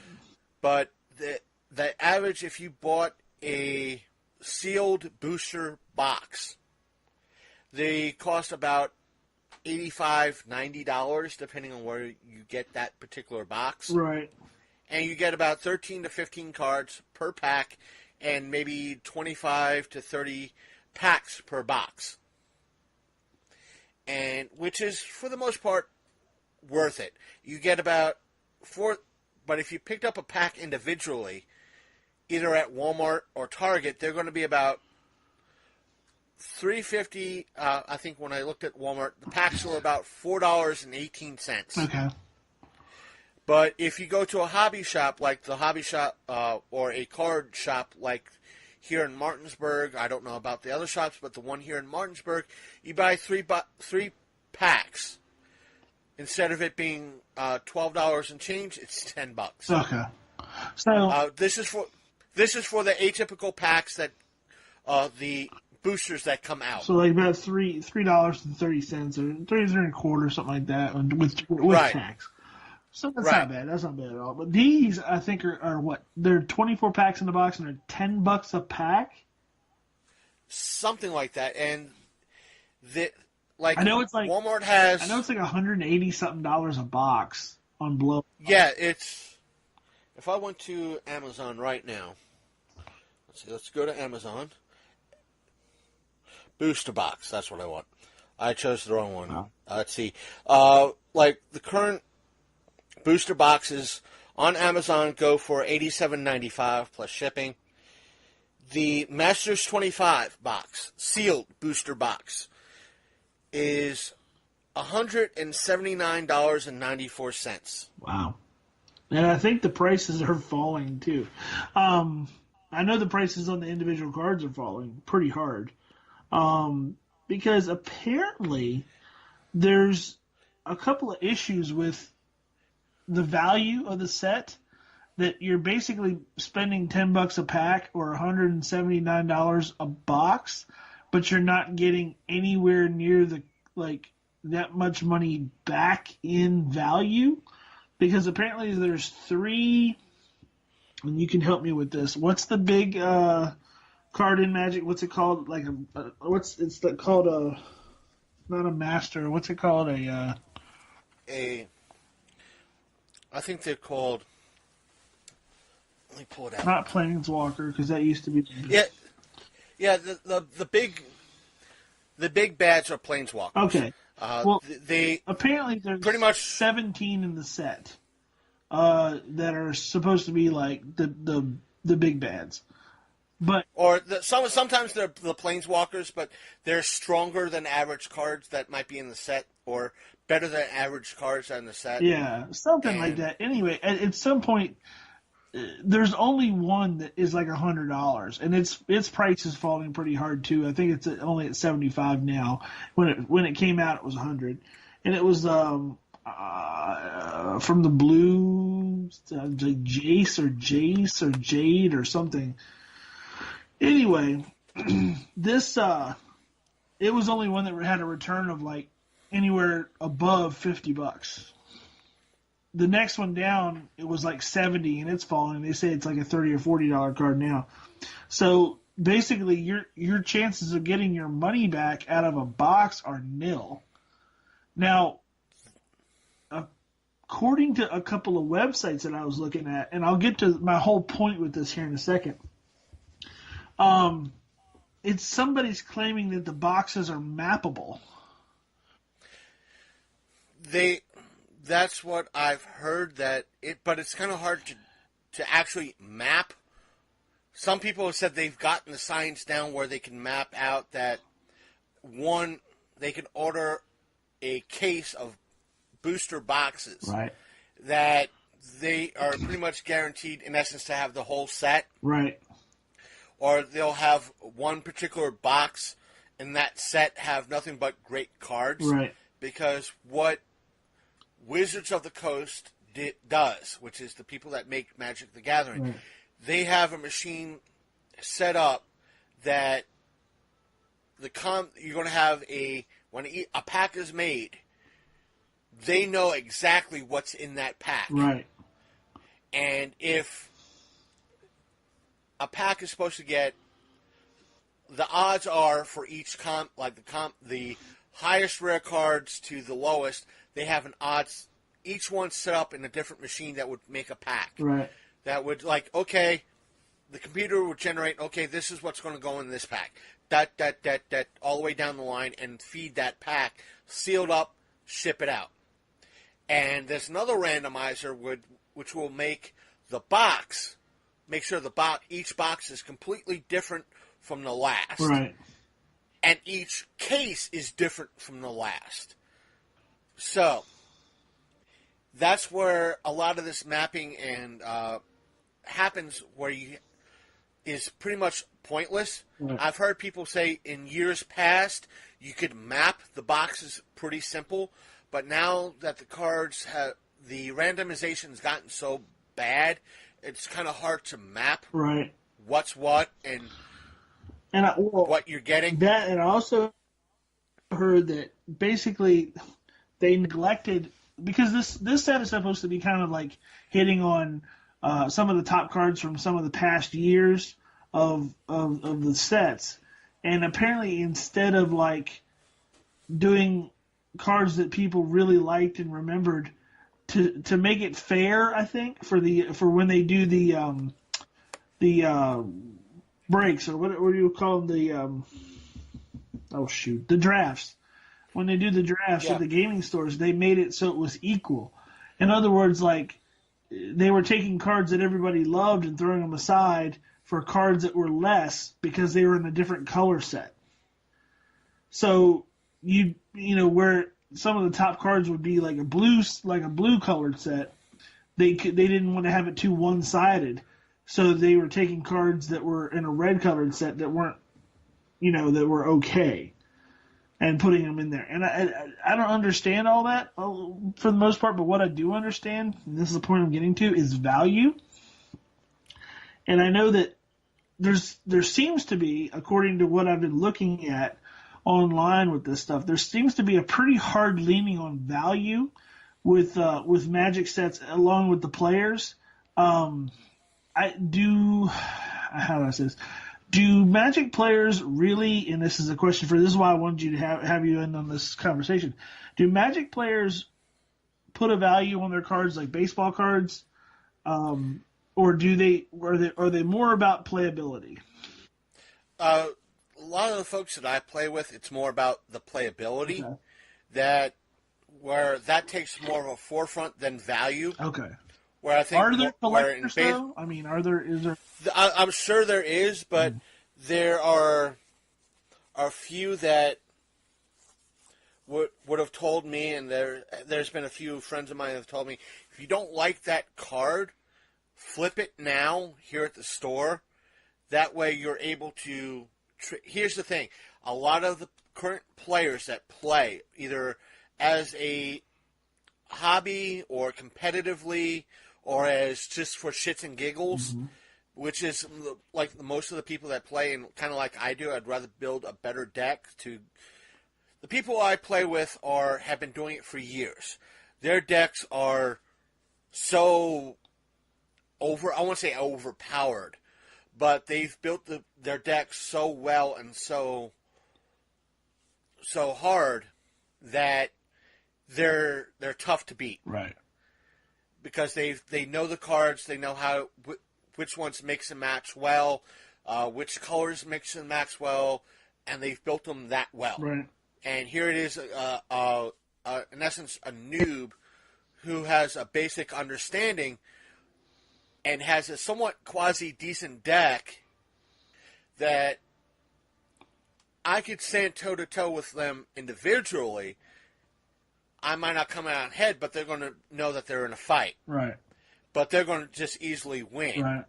So I have to try to build a deck that I'm going to last longer than they expect I'm going to last. So where that comes in, is it something that you could go and buy older cards that were... Yeah, that's what a lot of people do, is that a lot of the folks I know that play Magic, they don't like to buy current cards. They don't... one person I know at work, he hates everything past... I think he hasn't bought a pack in like months or years. So are there just not very, very strong cards in the newer sets? Not just that, a lot of the cards that are out, that if he tries to buy or go through a draft, meaning buying a bunch of packs to see what's in there, is pointless because there's no guarantee he's going to get the card or cards he wants. Right. He'd rather look through the case and to see if those cards are online and buy the cards that he needs that way. Right. Than buy the packs. And apparently, because of the price point, they're pretty inexpensive. So, like, here's what my point I was getting to. It's that dividing line of why do people buy Magic cards for $95? Why is it such a big deal to this guy? I was watching on YouTube. Apparently, there was a lot of people making a stink about it, and that's why I brought it up, because I've never heard of anything like about people collecting or really worrying about the price points on Magic cards before. I've always just heard, like, you're trying to build powerful decks. So yeah, a lot of the true players want to build the powerful deck. Right. And the best way for them to do that is to buy the cards. Right. And it's the best way to do that. It's the easiest way to do that. And a lot of the older players or people who have been playing a while would tell kind of folks like myself, yeah, go through, buy a pre-made, go to Walmart, go to a hobby shop, or go to Target or someplace like that, buy a starter deck, buy what's called a vanilla deck, which is that starter deck you can get anywhere, Right. and use that as a baseline to learn how to play. Buy it. If you have the money to buy a booster box, buy a booster box. That way you have some cards to you have something to trade with. You have something that you could customize that deck with, and then go from there. But you don't maybe buy another booster box when the new set comes out. If not, do the old-fashioned way. Go to the hobby store, pick out the cards you want, buy those cards, build your deck or decks that way. Okay. And go that route other than just wasting $100, wasting $150 on the booster boxes and the master sets that you're not going to get. I just don't understand, like, this is where the baseball card, like, non-sport collector in me comes in, and I'm like, okay, I know that Magic has inserts. They have foil inserts.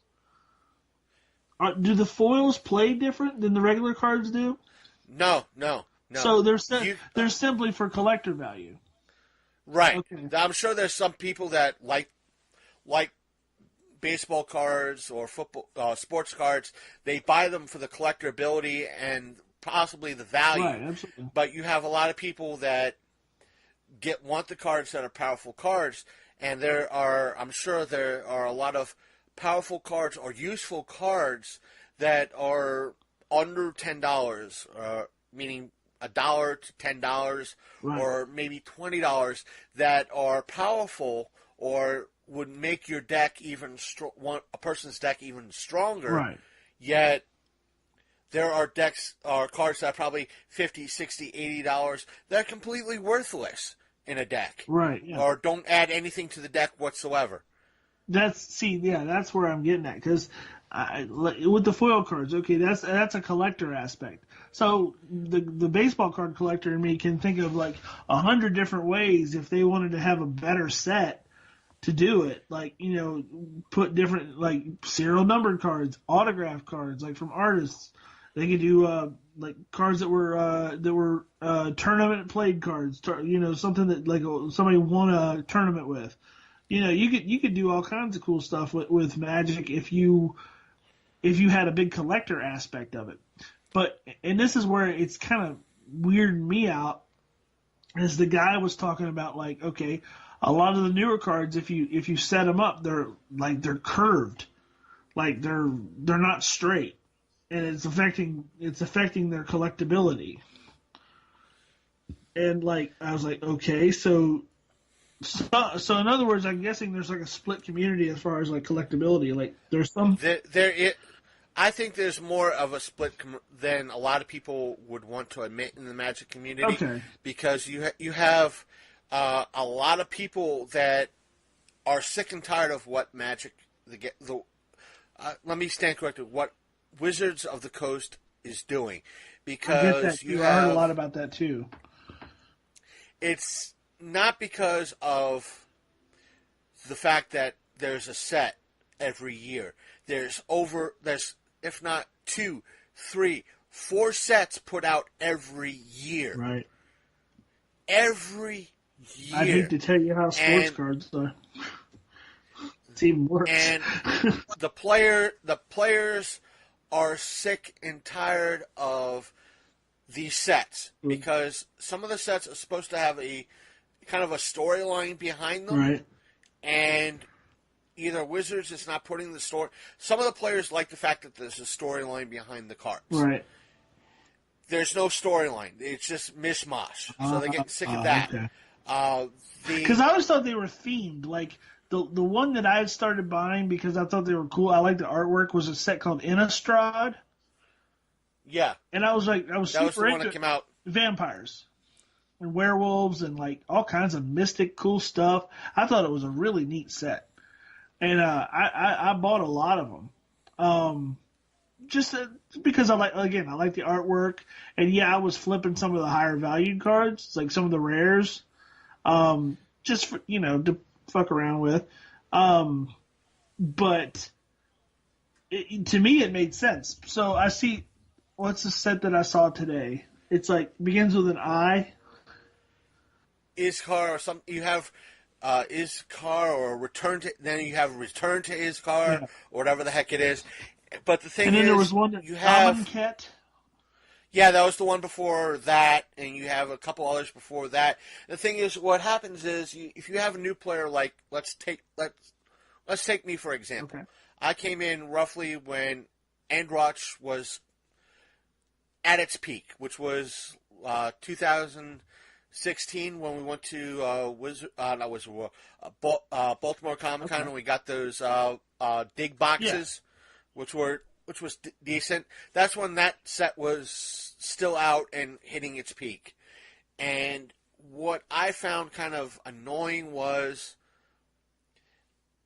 because that set was going out and a new set was coming in, I managed to adapt to that new set because I didn't know what I was still learning the game. So therefore, new set, easier for me to pick up on how to play the game and having a new set. Right. But when you have a new set, in essence, coming out every 3, 4, 2 or 3, what seems like every other month, or every 3 months, or every 4 months, why play? Right. Because, if there's better, it kind of discourages newer players from getting cards, because if you have the the old guard, if you want to call them that, constantly getting the better cards. Why play? Yeah. I mean, no, Why that makes play? sense. Why couldn't they roll out like one set slowly over a whole year? Like, They were supposed to cut it down to 2 sets. Well, you know what I'm saying? Like 2 sets like put a out year. put out part 1, then put out maybe a part 2 and an update or something like that. Like just something. They were supposed to do that. Yeah. They were supposed to do that. And that's what they put out, I think, last year. Yeah. Saying that, we're not going to do 3 sets or 4 sets a year. We're doing 2 sets a year. That's it. And maybe masters if those people want masters. So in essence, three sets, Right. not 4. Huh. That way, it gives more people time to come in to play that set and adjust to it. Now they're still doing the same thing, putting out every so many months a brand new set. And why bother? Well, see, that's It's what's killing. What's killing sports cards. Sports cards, you think that's bad? Sports cards, they're putting out like 2 and 3 sets a month per sport. So it's not even the beginning. It's March. It's not even the beginning of baseball season, and Topps already has released 4 sets. So it's what did they release? Top Series 1, Heritage, Opening Day, and I think Museum Collection is already out. 4 sets in 3 months, just for baseball alone. So let's go to football. Football, it's not, the season hasn't even started for next year. They've already got out the draft sets. By the time the season rolls around, there'll probably be another 5 to 6 sets already out, 7, maybe probably 8. Then all the high end shit. And see, this is what I'm wondering, because good thing Magic only comes from one company, and it seems to be pretty streamlined, where it's just the gaming cards and then the foils. Because if you had a collector aspect in it where things were numbered, autographed, or relic stuff, you'd have a mess on your hands. Because it starts to get sticky after about 3 sets a year, or 3 sets. With you guys, it would be 3 sets a year would be really sticky, as far as collectability, because it seems like the price point is okay for cards, but not for what you get. It seems kind of like a big. You'd be better off buying the individual cards in the set rather than buying a box. Because it just, when I was reading that article, the price came up of $189. I added up the highest priced cards and then some of the ones that were okay, and it wasn't even near the $189 price point. The rest of them were commons that you could probably get in a starter deck, and take your chances with that and just buying individuals. Why would you even want to buy a box? Yeah, and that's what I kind of started doing with Magic the Gathering card, my deck, is that I go out and okay, I see that card, I know what it does, I see what it can do. It's cheap enough. It's $5. I like what it does. I could probably build a deck to it, or adjust my deck or one of my decks for that card, or if I'm playing, keep that card handy, and the next round switch it out for another card, and that way that deck is stronger that next round. Right.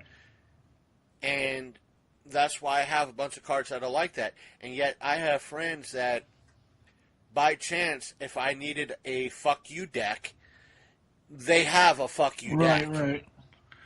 That within 3 moves of shuffling, you're fucked. Right. And there's no way to he said, my buddy said that he has a deck that's pretty much a fuck you deck that survived a board wipe 5 times before his opponent gave up.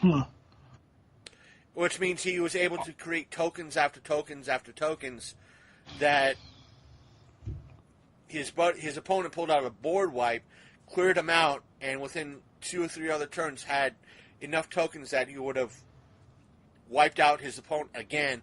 Board wipe, did it like 3 or 4 times before he went, you know what, I can't.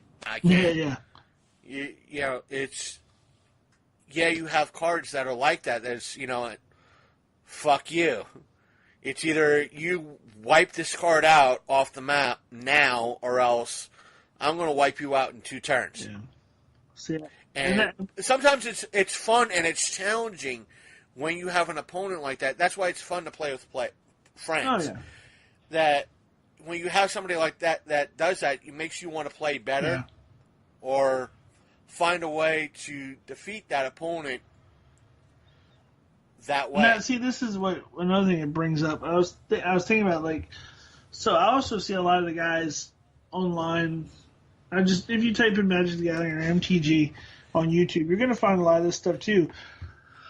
Guys opening up old product and wigging out because the prices are just astronomical. Now, are they playing these cards, or are they just are these collectible? I think a lot of the folks that are on YouTube are doing it because they... Now, you might have... I think Boogie2988 plays. Right. He meaning that he might get a box of boosters to open up for his viewers, because that's part of what he does anyway. Right. But he might have a game night where he actually plays either Dungeons and Dragons or Magic the Gathering or Pokemon or Yu-Gi-Oh! Or what have you with his friends. But I cannot speak for a lot of the Magic the Gathering YouTubers. Most of my opinion might be the fact that they're opening it up for the value, or just to have content that week. Yeah. Meaning that, oh, we got a special pack from Magic the Gathering. It's a promo pack only done for tournaments. We have a special pack. Let's show them to you. You know, here's the pack. Let's break the pack open. And why we think these cards might be either good or bad. What cards did we get? Sort of deal. Or the top 10 best cards to use for this particular color, or this particular color over the year. So what they might be doing, I don't think they might be. Some might be playing Magic the Gathering, but I think a majority isn't playing. They're doing it for either the collectability, or there might be some that are doing it not just because of the collectability, because they want to report to the, not so much the collectors, but the fans, is what, like myself or you or the player on the new person on the street that might be interested, telling them, let me open up these booster packs, and let me tell you whether or not this is worth your time opening up or what have you. That way I'm saving you money, and I can tell you, go on eBay or go on Amazon, pick up these particular booster boxes that might be worth your money before getting into the game. Yeah, for sure. So there will be that spectrum. There are some doing it just to teach new players, or telling them, hey, like you might say, hey, this particular Topps box or this particular run of Topps sports cards is worth your money buying. That's what they're trying to say. Some might be doing it for price. Some might be doing it for playability. Who knows? Okay. Yeah, I just got to answer. I just saw all this stuff pop up. And again, I'm not like a Magic player. I'm a fan of the artwork. I'm a fan of, like, you know, anything cool, like, you know, Dungeons and Dragons kind of stuff like that. I love it. But, like, for some reason, it was popping up everywhere on my feed, and I don't know why. Just a lot of stuff about Magic and, like, a lot of problems with this new deck, or the new setter, I should say. But I just thought I'd hit on that with somebody that actually plays, just to see what the reaction was, and, like, see if there is that collectability market, and why aren't they doing more for the collectors, you know. And basically explain to me it's because it's not really a collector's market, it's still a gamer's market. I think a lot of what I see a lot of people doing is that oh, you have to buy this card, or this card's worth $75 or $85 because of this. Yet, I might see a 2-bit card. Let me pull one up on my phone for an example. I don't know the price on it. I saw it, I think it was from the current set. I'll say it like that. I think it's from the current set. Not Masters, but the current set that's out. It's 2 cards that I saw that I thought are interesting, that would enhance my deck. These could be $5 cards. They could be $50 cards for all I know. One is, in essence, from the white, what would be the white mana set, part of the set. And it's what the name of the card is, or the creature classification is Elder Dinosaur, and what it does is flying, double strike, vigilance, trample, and indestructible. Which means that if any ground monsters try to attack it, they can't reach it unless they have reach. Double strike means that it doesn't just, it is what it says it does. It's not going to attack once, but twice. You might block it the first time, but not the second time. Vigilance means, I think it means that you don't really have to tap it. I could be wrong. Trample means that if you have, now this is a 4/8 creature. If you have a creature that has a 3 defense, that 1 extra goes against whatever total life points you have. Okay. And indestructible means that whatever, if you try to attack that monster, it's not going to hurt. Okay, I see. And the other one is from the black end of things. It's a sorcery card, which means that it's one and done. And it says each opponent loses 1 life for each creature you control. Which means if I have 10 creatures on the field, right,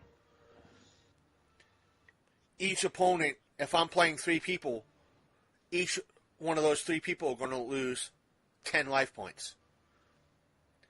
Now, if I have a deck that produces 30, 40, or 10 tokens each round, right, and I have, in essence, in theory, 30 tokens on the on the playing field, and I pull this card out, I can lay it down going, you guys are done. Goodbye, I win. In theory. These are cards that some people call oh fuck cards, because that's what they in essence are. If I have a deck that produces a lot of cards during the time, I hold something like this and play it out as soon as I get that, and you're done. Unless you have something to counter it. Hey, Big Candy. I know I got boring. Huh? I got boring. You passed out. I did. Well, it's late. You can cut that. Sorry. Yeah. No, I was just the main thing I was kind of wondering about was the value aspect. The gameplay. Again, I'm not a player. I have no idea how to play the game. I'm not a Dungeons and Dragons player, but I can appreciate the artwork. I can appreciate the, all that fun stuff. It's just. Yeah, I'm more of the player than the collector. Right. I wanted to touch on it because it was. People seem really aggravated over it. That's why I was wondering. And I guess that, like you said, the whole community is kind of split, as far as that goes. So that it's been split for a long while. Okay, that kind of answered my questions. I didn't know if it was like an all over thing or if it was just some people, and then the rest of the community just plays. Because it's fractured. It's more fractured. If you think it's fractured, it's more fractured than you think. Right. All right. Moving on. Moving on. You want to touch about something that came up in since the Me Too movement, and it's the so happened. I know the story that you're bringing up involves Katy Perry. Right. Well, go ahead and tell you know the setup a little bit better, and you also read to me the thing that the kid said or the story where he didn't seem like it bothered him. Yeah, folks, you got to understand that this is part of reality, quote unquote, reality TV, and a lot of things. You think it's not scripted, it's scripted, just not in the way you think. And what basically happened was the way American Idol is, the way you get to the judges, to see the judges in the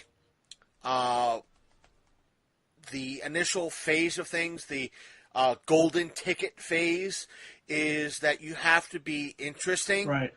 or kind of extremely bad or gimmicky, i.e., shebang, shebang, right. shebang. That's the only way you get there to that point, or you're extremely good. Right. And apparently this, I don't want to say a kid, but he was, 19, 20 I think years it was old? 19. In and around there. Let's say 19 years old for the sake of argument. Yeah. And he, as always, the judges that were there, including Katy Perry, was talking to him, interviewing him a little bit, and it came up in regards to, has he kissed anybody yet? And he said, well, I'm waiting for that special someone, so forth and so on. And with a little bit of edging from either the crew and the judges, and Katy Perry was apparently down and willing to do it, and how about you giving me like a peck on the cheek? And again, with a little bit of the edging from, I guess, the producers and the folks behind the camera, go ahead and just, it's not a kiss, but it's just a peck on the cheek, like a friendly peck on the cheek. You're not going to be hurting anybody. You will still have that first kiss with that somebody special. And he went up, did the whole kiss on the cheek, and started to head back to, I guess, the spot that he's supposed to be at. And Katy Perry started complaining that there was no sound, no peck sound, no kissing sound, right, or something like that, and called him back over and had him try to do it better for the camera. And when he leaned in to do it again, an innocent kiss on the cheek, she, at the last minute, she turned in and kissed him on the lips. Right. And when you watch the video, he's in shock. He wasn't expecting it. And what is Katy Perry doing? High-fiving the other judges. Now, innocent as that is, innocent as it was, right. And to be honest, I don't really, it's not anything that I would see as wrong or whatever. But bells went off in my head as soon as I saw that harkened back to this whole Me Too thing. And I'm not saying that, again, I'm not trying to blame the victims. There are people that have legitimate reasons to be mad. But had this been a man kissing a 19-year-old girl against her will, there would be outcries for this person's head, and they would be marched out of Hollywood. Well, did you see the Philly D story? I did. Yeah, he posted the same thing, as kind of the same thing you did. What if it was a ugly dude kissing a attractive woman? He was trying to man kissing a 19-year-old girl. It doesn't matter, right? Well, he was trying to propose the question, like, what if no. Ugly girl kissing this guy instead of a very attractive. He was trying to give the questions like, well, if this was if it was an ugly guy kissing a 19-year-old attractive girl or somewhat cute girl, they would have been all over him. And with the in essence, what you're saying, the Me Too, it would have been get this guy's head. But if it was a very attractive guy, especially if it was an ugly guy. But if it was a very attractive guy, if it was an attractive guy, it would have still been the same thing. They would have been all over him, but they would, but not as hard, and it wouldn't have been as mean. The the fact that she gets away with it, to me, it's not. I don't see anything wrong with it. I thought it was cute. Right. Again, it's reality TV. But this is just me knowing how things are and hating the way that things are nowadays. And I knew that there would be a backlash, but at the same time, like I don't want to see a backlash for something as innocent as that. Yeah. But the problem is that it exists on the other side as a reality, and I don't like that. A lot of times, they want to bash guys for just saying hi to women. Well, it's not that I didn't mind somebody saying hi. I just didn't like the way he said it. Or I didn't like the person that said it to me. Like, i.e., if, like I think I used the example in our feminist episode that we did like a few years ago, that if a very attractive guy walked by a woman and went, howdy, nothing would have been said. And yet, if I walked by the same chick and went, howdy, oh my God, how dare you? How dare me you? with his eyes. Me with his eyes. Yeah, he's a bastard. How dare he? He's stalking me. It would never end. And I guess that's right. where I'm coming from. Like, there seems to be, well, there doesn't seem to be, there is a double-edged sword when it comes to allegations, and to the degree of which, things that I find innocent, like a Katy Perry pecking a 19-year-old kid on the cheek, he said that he was trying to preserve his innocence and he wanted his first kiss to be special, and then in hindsight he said it really wasn't a big deal and he was honored. That's cool, but say he went the other direction.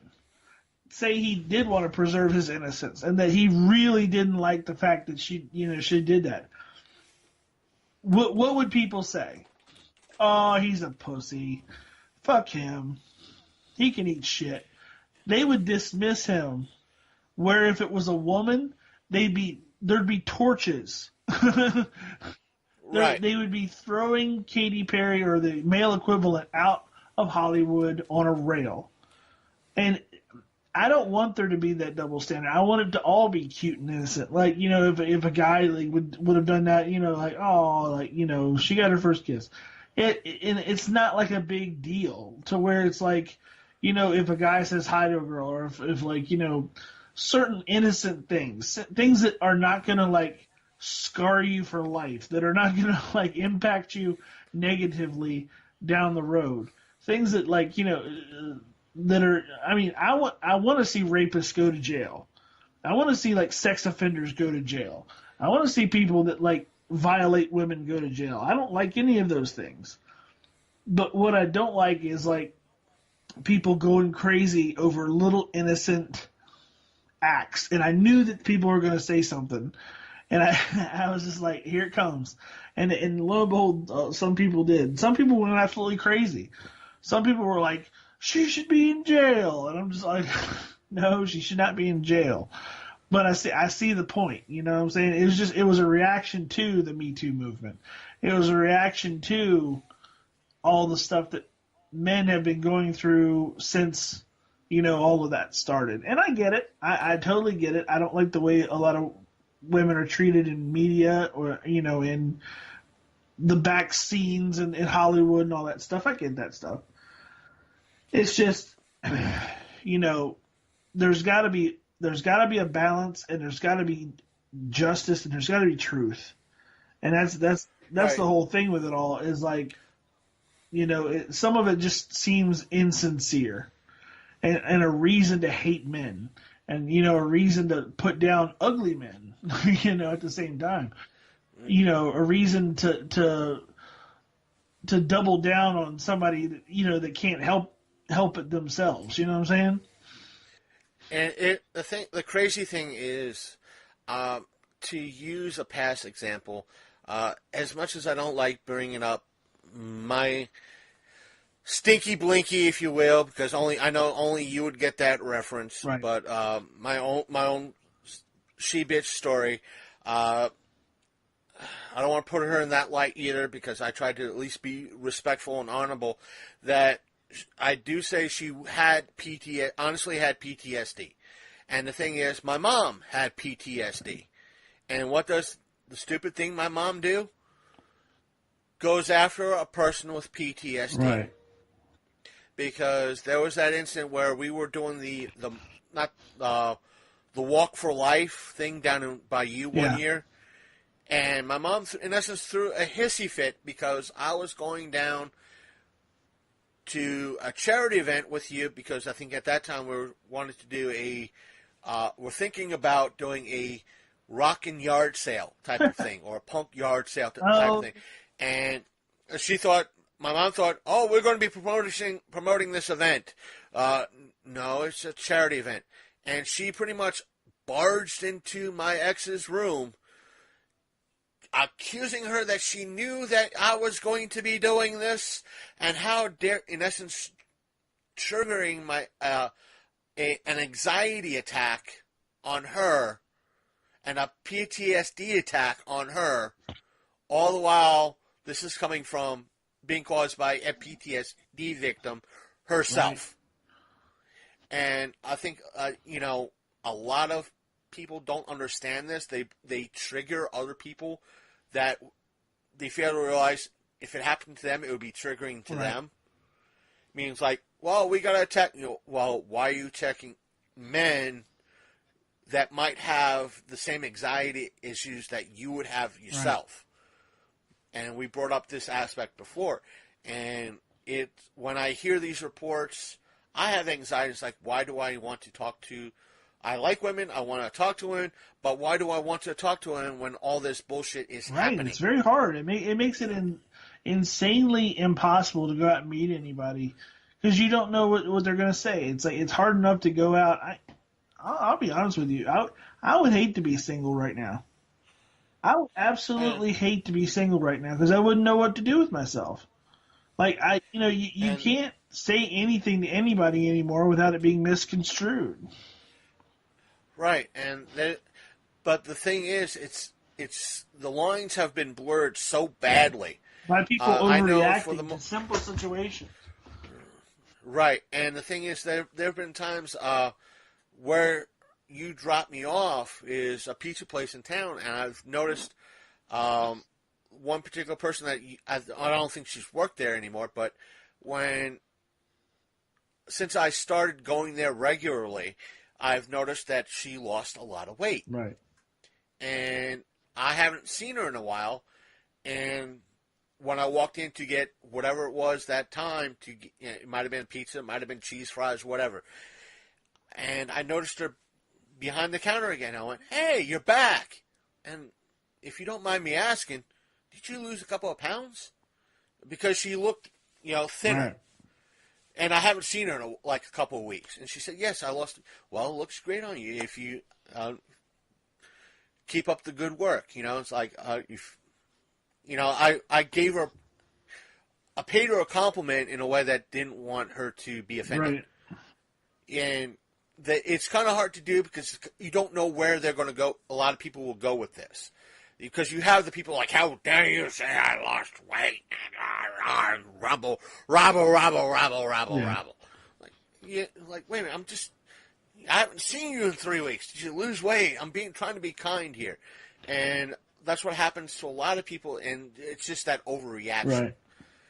And you see it a lot. I think it happens more so in larger cities like Baltimore or D.C. because it's the larger environment there, the larger populace there, instead of having a million people like here in either Winchester or Martinsburg, where that million people is more spread out. Therefore, the hurt feelings or the triggered feelings is more spread out, and you could pay somebody a compliment without the whole "how dare you" sort of thing. And yet, in a place where Baltimore, where the populace, that million people, is more condensed, it's that "how dare you" is immediately the first place to go. Well, because, they could get paid compliments all day. They're just waiting for the right person the wrong person to say the same thing. You know, and Right. that they in other words, like, you know, where you were probably the only one that actually said anything to her about it. She was actually like, "Wow, somebody noticed that I lost weight. That's cool." Whereas, like, if 7 people had said it before and then you said it and she was, how dare you, you know?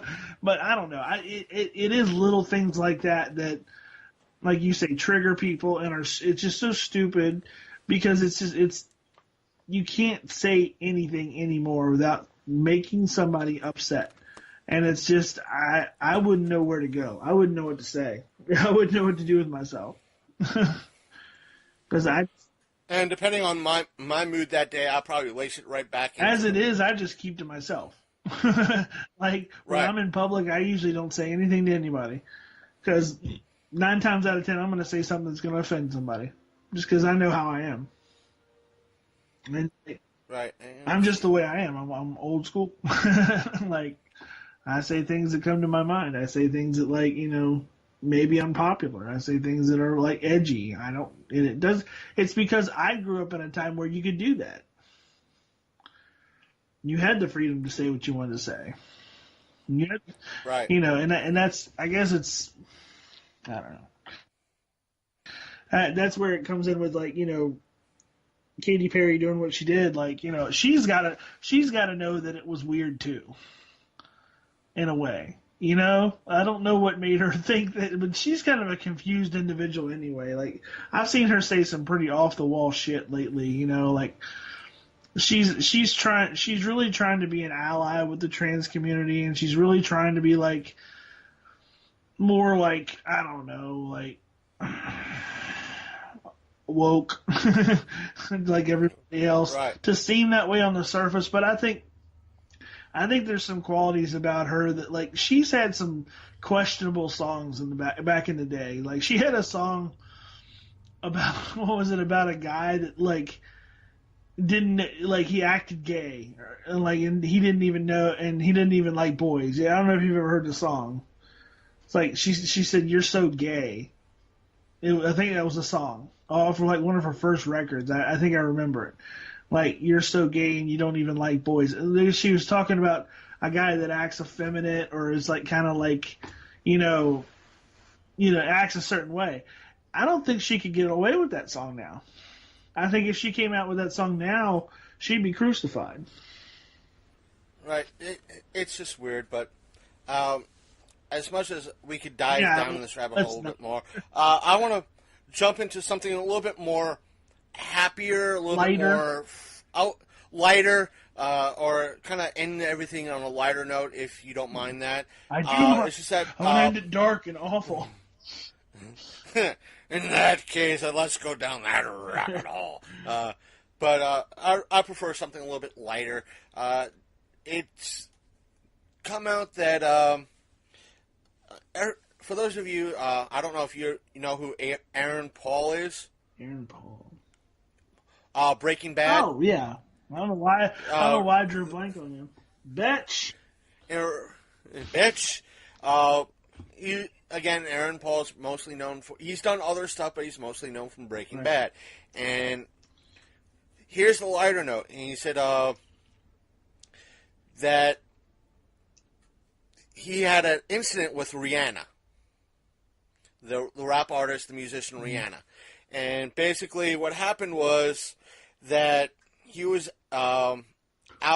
He said, let's see. He said, according to the article, he said, we randomly met in Paris in the parking garage. He says, I got out of my car as one would, and he was with a bunch of people getting ready to get into a van, and I'm like, oh my God, there's Drake. And he just looks at me and runs over and just gives me the biggest hug and told me that he loved me. It was great, and it was a great moment between us. And obviously, it goes on and said, he said it wasn't of all. Of course, he told me he got Rihanna into the show, which I love Rihanna. And Rihanna was driving by me in a different garage, and I was just at some event, and an SUV was just driving by me, and it stops. The back door opens, and it's Rihanna, and she jumps out, and I'm like, oh my God, there's Rihanna, and she starts literally running towards me. I'm like, she can't be running towards me, you know, and then she threw her arms around me and said, I had to meet you. I needed proof of this. And then paparazzi took some pictures of us, and my life was made. Which means that he just had a fun experience meeting Rihanna because she enjoyed the show. And she was like, oh, my God, it's Aaron Paul from Breaking Bad. Yeah. It's just like, oh, my God, I just wanted to meet you and love the show. Basically, Rihanna had a fan moment. Yeah. And it's the perfect light note to this because Aaron Paul is that type of person. Because I remember when Breaking Bad was still on or just getting off or filming its final season, and the tour buses that would go around the Hollywood Hills and so forth and saying, this is where so-and-so lives and this is where so-and-so lives. They would drive by his house and they would go, for those of you who watch Breaking Bad, this is where Aaron Paul lives. And every now and again, he would come out and go, hi, everybody, how you doing? Who watches the show? He'd like hand out water and, that sort of thing. Be this nicest guy to fans and everybody who came out like, I'm a celebrity. Have some water. Who wants an autograph? And he comes across that nice of a guy. I thought maybe you were going to say that he'd crack a window open and be like, bitch!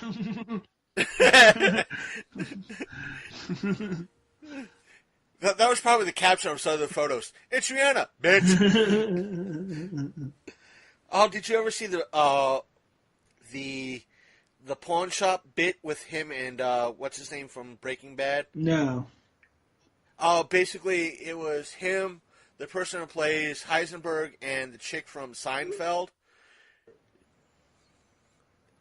Basically, what happened was she comes in trying to sell an Oscar. Oh, I haven't seen this. And basically, she's like, well, it's for a comedy. Comedy's hard, not drama. And they go back and forth, and she comes back. She decides to take the offer, but they're hiding in the back doing an illegal pet grooming thing. And in essence, she calls him out on it, and she's like, oh, by the way, is the dog a boy or a girl? And Aaron Paul just, has the dog creating the dog with the paws up, and he looks down at the dog and goes, bitch. Because it was one of those funny things. It was like, is it a boy dog or a girl dog? Looks down, bitch. That's funny. I hadn't seen that, no. I love Breaking Bad, though, man. That was a great show. I got in, the second or third year. I didn't see it until it was all over with, and it had probably been off the air for like a year or two. And then I just binge watched it in like a week. And the thing is that first season, when I got into it, it was through Slacker and the Man. They're like, oh, you got to watch this, you got to get into it. And I was like, I was skeptical, and I think I bought the first, I season passed the seasons, and I was like getting through each season, and I was like, the first season's kind of rough. It's kind of hard to get into because you see the Heisenberg character forming, and you see him being the dad from Malcolm in the Middle. You see a comedic actor doing drama, and it's getting over that hurdle. And once you get by it, you start getting hooked on it. You're hooked on it, and it just gets better and better and better and better. And I was like, wow, I'm hooked on the show. This is a great show. And it ended. I liked the ending. It was a satisfying ending. Yeah, it was. A lot of people wanted it to come back, and I was like, no, I think they did a good job. I don't want them to come back, but it's if they do come back, it's going to do the ending complete destruct. It's just going to hurt the ending. That's true. Let the fans theorize. Let the fan fiction just come out. The good fan fiction, not the overly sexualized fan fiction. I love you, bitch. I love you, bitch.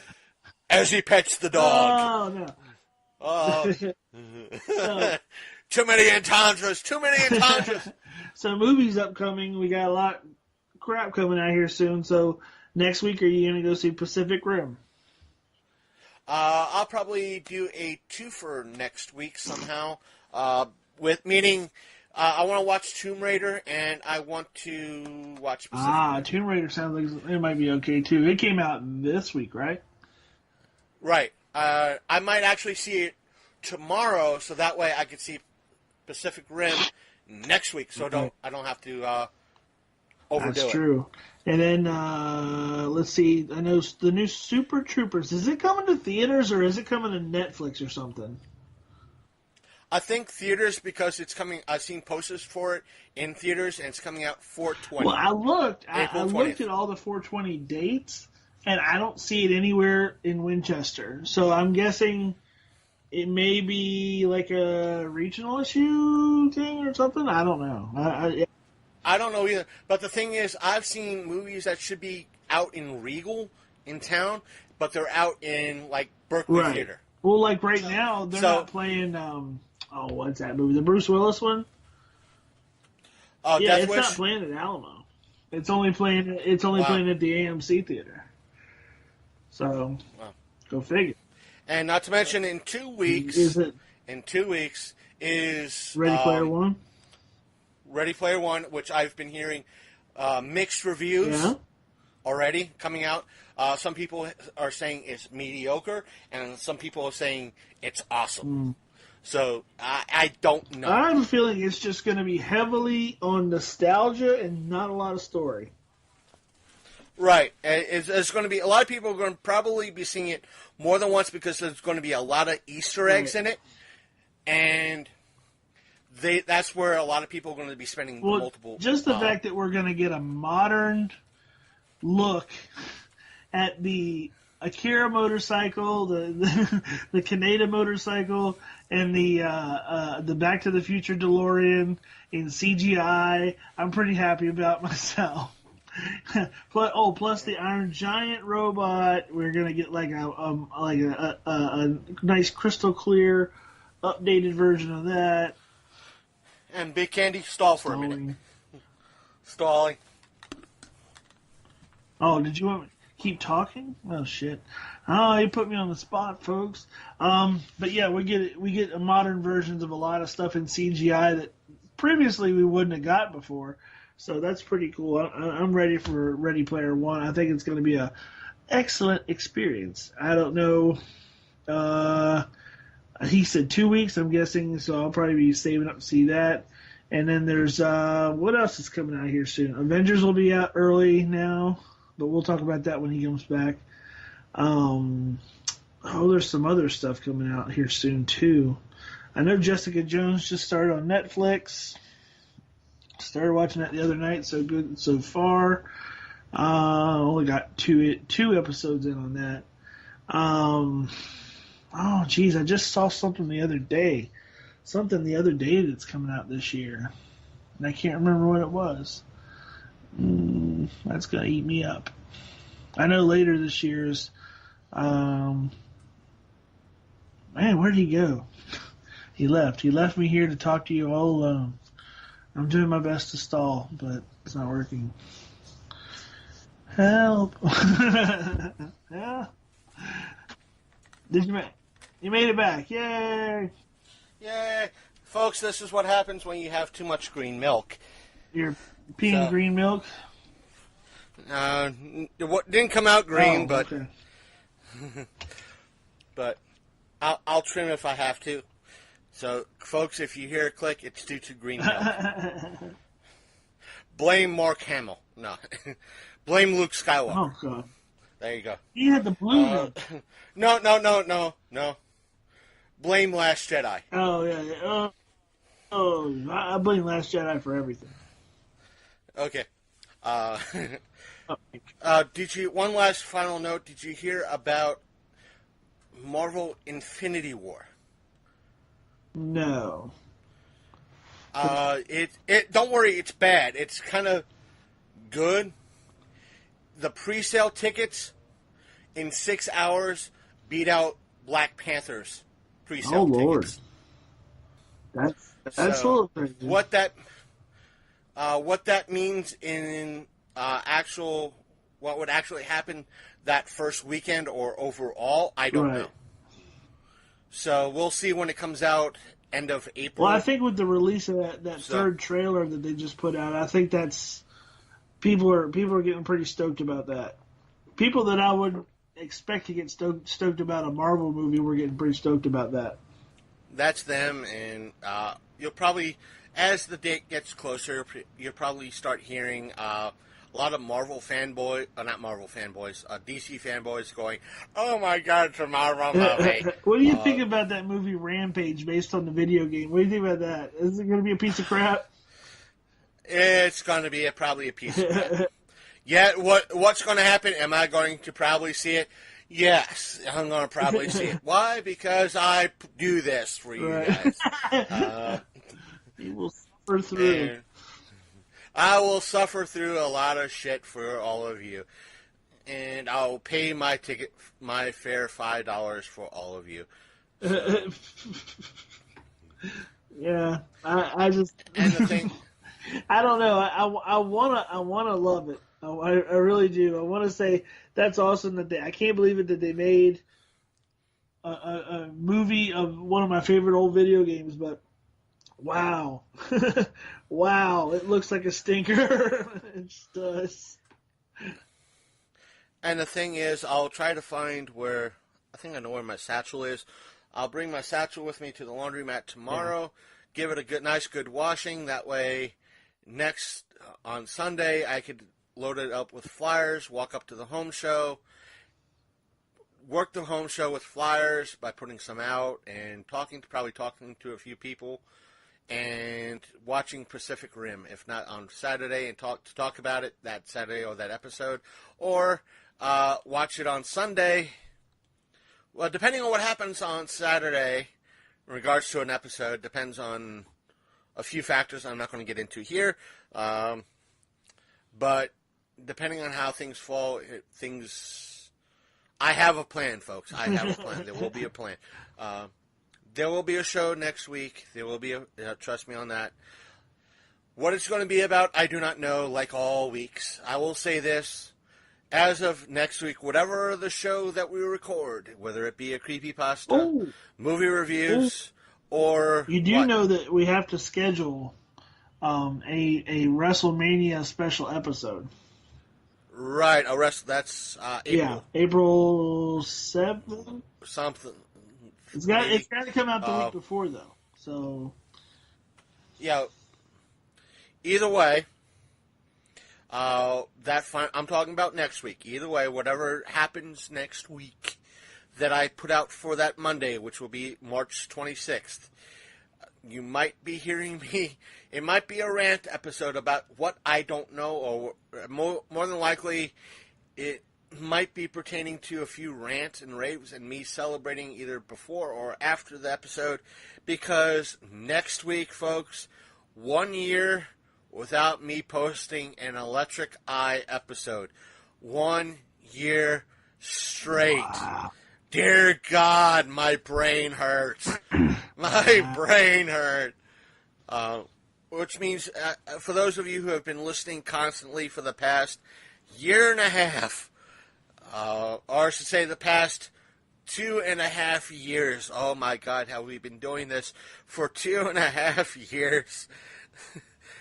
How did we last this long, Big Candy? How did we last this long? Well, it's kind of funny because, I'll call you, on a Thursday, Friday, or even a Saturday and be like, hey, man, what you got going on for the show? I don't know.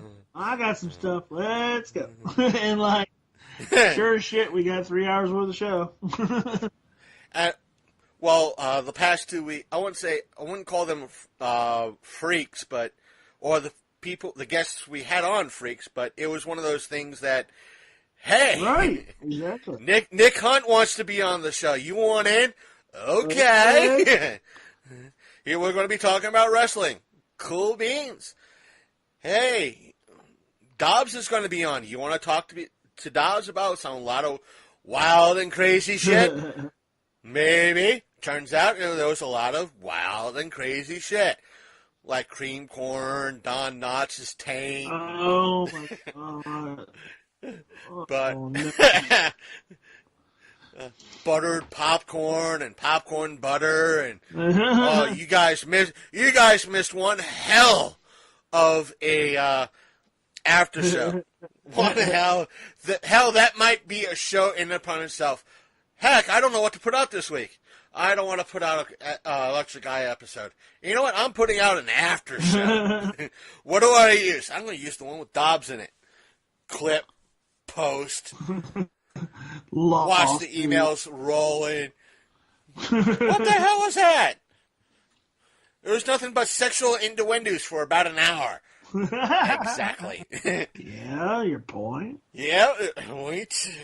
You trying to say? And the intro is going to be like, hi guys, welcome to a new episode. It's just an after show. Yeah, you guys are going to want to email me after the show. Here's the everything. But it's been 1 year from almost to the day, because March 27th, 2017, I released an episode with Sasha, the Princess of Darkness. Mind you, she put out a current episode revolving around Leprechaun 3. I saw that. Folks, check it out. I got to watch it, folks. Keep an eye on our YouTube channel for it. Link may be in the description, but I'll post it on Facebook if Facebook behaves and does allow me to tag her properly. I'm looking at you, Facebook. But I will say this. On Vudu, 7 Leprechaun movies for $10. Really? Yes. Wow. So it was part of their St. Patrick's Day special. Oh, yeah. So I figured $10, mine, 7 movies, which is about what? Less than $1 an a little bit more than $1 an episode movie. Sure. So for $17, I picked up the 18 remake as well. Which is really good. Yeah, so for $17, I got 8 movies. I always get that one confused with another one. There was the A-Team, and then there was the Losers that came out about the same time. And both of them were pretty good, but I always get them confused. A lot of people don't like the 18 remake, but I like it. Did you like the Losers? I don't think I watched it. You need to watch that one, too. It's a lot like the A-Team. It's pretty spot on, just like the A-Team, but it was pretty good in its own right. There's that. Like I said, last year, about March 27th, I had an episode with Sasha, the Princess of Darkness, and about 1 year later, I don't know what I'll be posting up, just that 1 year later, it's going to be without an Electric Eye episode. We had one hell of a run. I didn't think I'd make it this long. I should buy you a cake.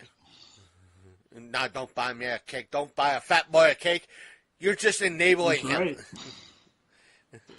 Everybody loves cake. Come on now. No, I don't like cake. I like pie and tacos. Ooh, I like pie and tacos. Taco pie. Double. I like pie, tacos, and cookies. Double entendre, possibly implied. I was like, do you like pie like The Rock likes pie? Like, wow. And depending on for the tacos, depending on I'm just thinking of the Jeff Dunham bit. That's all. He was talking to his puppet dummy, if you want to call it, depending on what you want to call it. The Ahmed, the dead terrorist, and he asked the puppet, does he like tacos as part of the bit?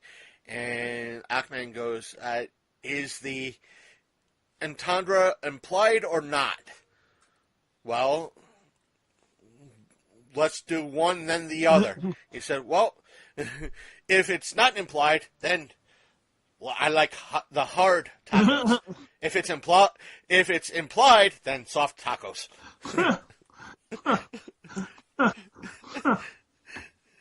Oh my god. It was. So, folks, we're going to end it on that little bit of a humorous note. So, we'll see what happens, see what goes on for the next week or so, and what the rest of this, what goes on from there for each week that goes by or each month that goes by. Who knows? We'll just keep on trucking, keep on potting. As keep on, keep Anthony, it on. Keep on, keeping on. And as Anthony Hayes from the Podcast Discovery Center says, pot on. So that's what we're going to try to do, pot on. And again, folks, keep an eye out for BJ's comic, Vengeance Nevada, which is on Comixology. Check out Jay Leal's website and his shirts, his podcasts at at SkeletonCrewBrand.com, and crew is spelled C-R-U-E. So check them out. If you want to find out more about the comic, pick it up for $3 on Comixology, and the website will be in the description along with SkeletonCrewBrand.com. So check them out, show them some love, support the independent comic book creators and the independent shirt makers. So take care, guys, and again, pot on. Yay. Welcome back, everyone. Once again, it is me, the Reverend Godfather. And again, if you want to join in our conversation, you could always do so by doing one of the following. You could email us at longcoatmafia@gmail.com, or by going to our Facebook page and leaving a message there. Our Facebook page is facebook.com/The Long Coat Mafia Podcast. And while you're there, please like the page. And as well, you could direct message us on Twitter and Instagram. Both those handles are Long Coat Mafia. And again, while you're there, please click that, either that like button or that follow button. And as always, we do have a YouTube channel that you could subscribe to us there. There are some videos that I have to upload. I've been meaning to upload. I am being a very big slacker in regards to that, and I do apologize. So there's that. So please, again, if you listen to us directly on our website and stream it that way, we do thank you, and we do thank the 870 plus people who do follow us through, I believe, the Podbean app, and or who have subscribed through Podbean and listen to us through the Podbean site themselves. But if you just use our website, which again is thelongcoatmafia.podbean.com, so if you do choose that, I do thank you. If you haven't visited our site yet, please do so. It has all our episodes dating all the way back to the beginning in 2015, which is like June, July. The beta episodes were like June 2015, and we didn't start fully ramping up, and the official episodes didn't start until like July 11th, 2015, in and around there. So, go back, go to the website, take a look at all those episodes. If you see something you wish to listen to, please either download the episode and listen to it, or listen to it through the site. You're more than welcome to.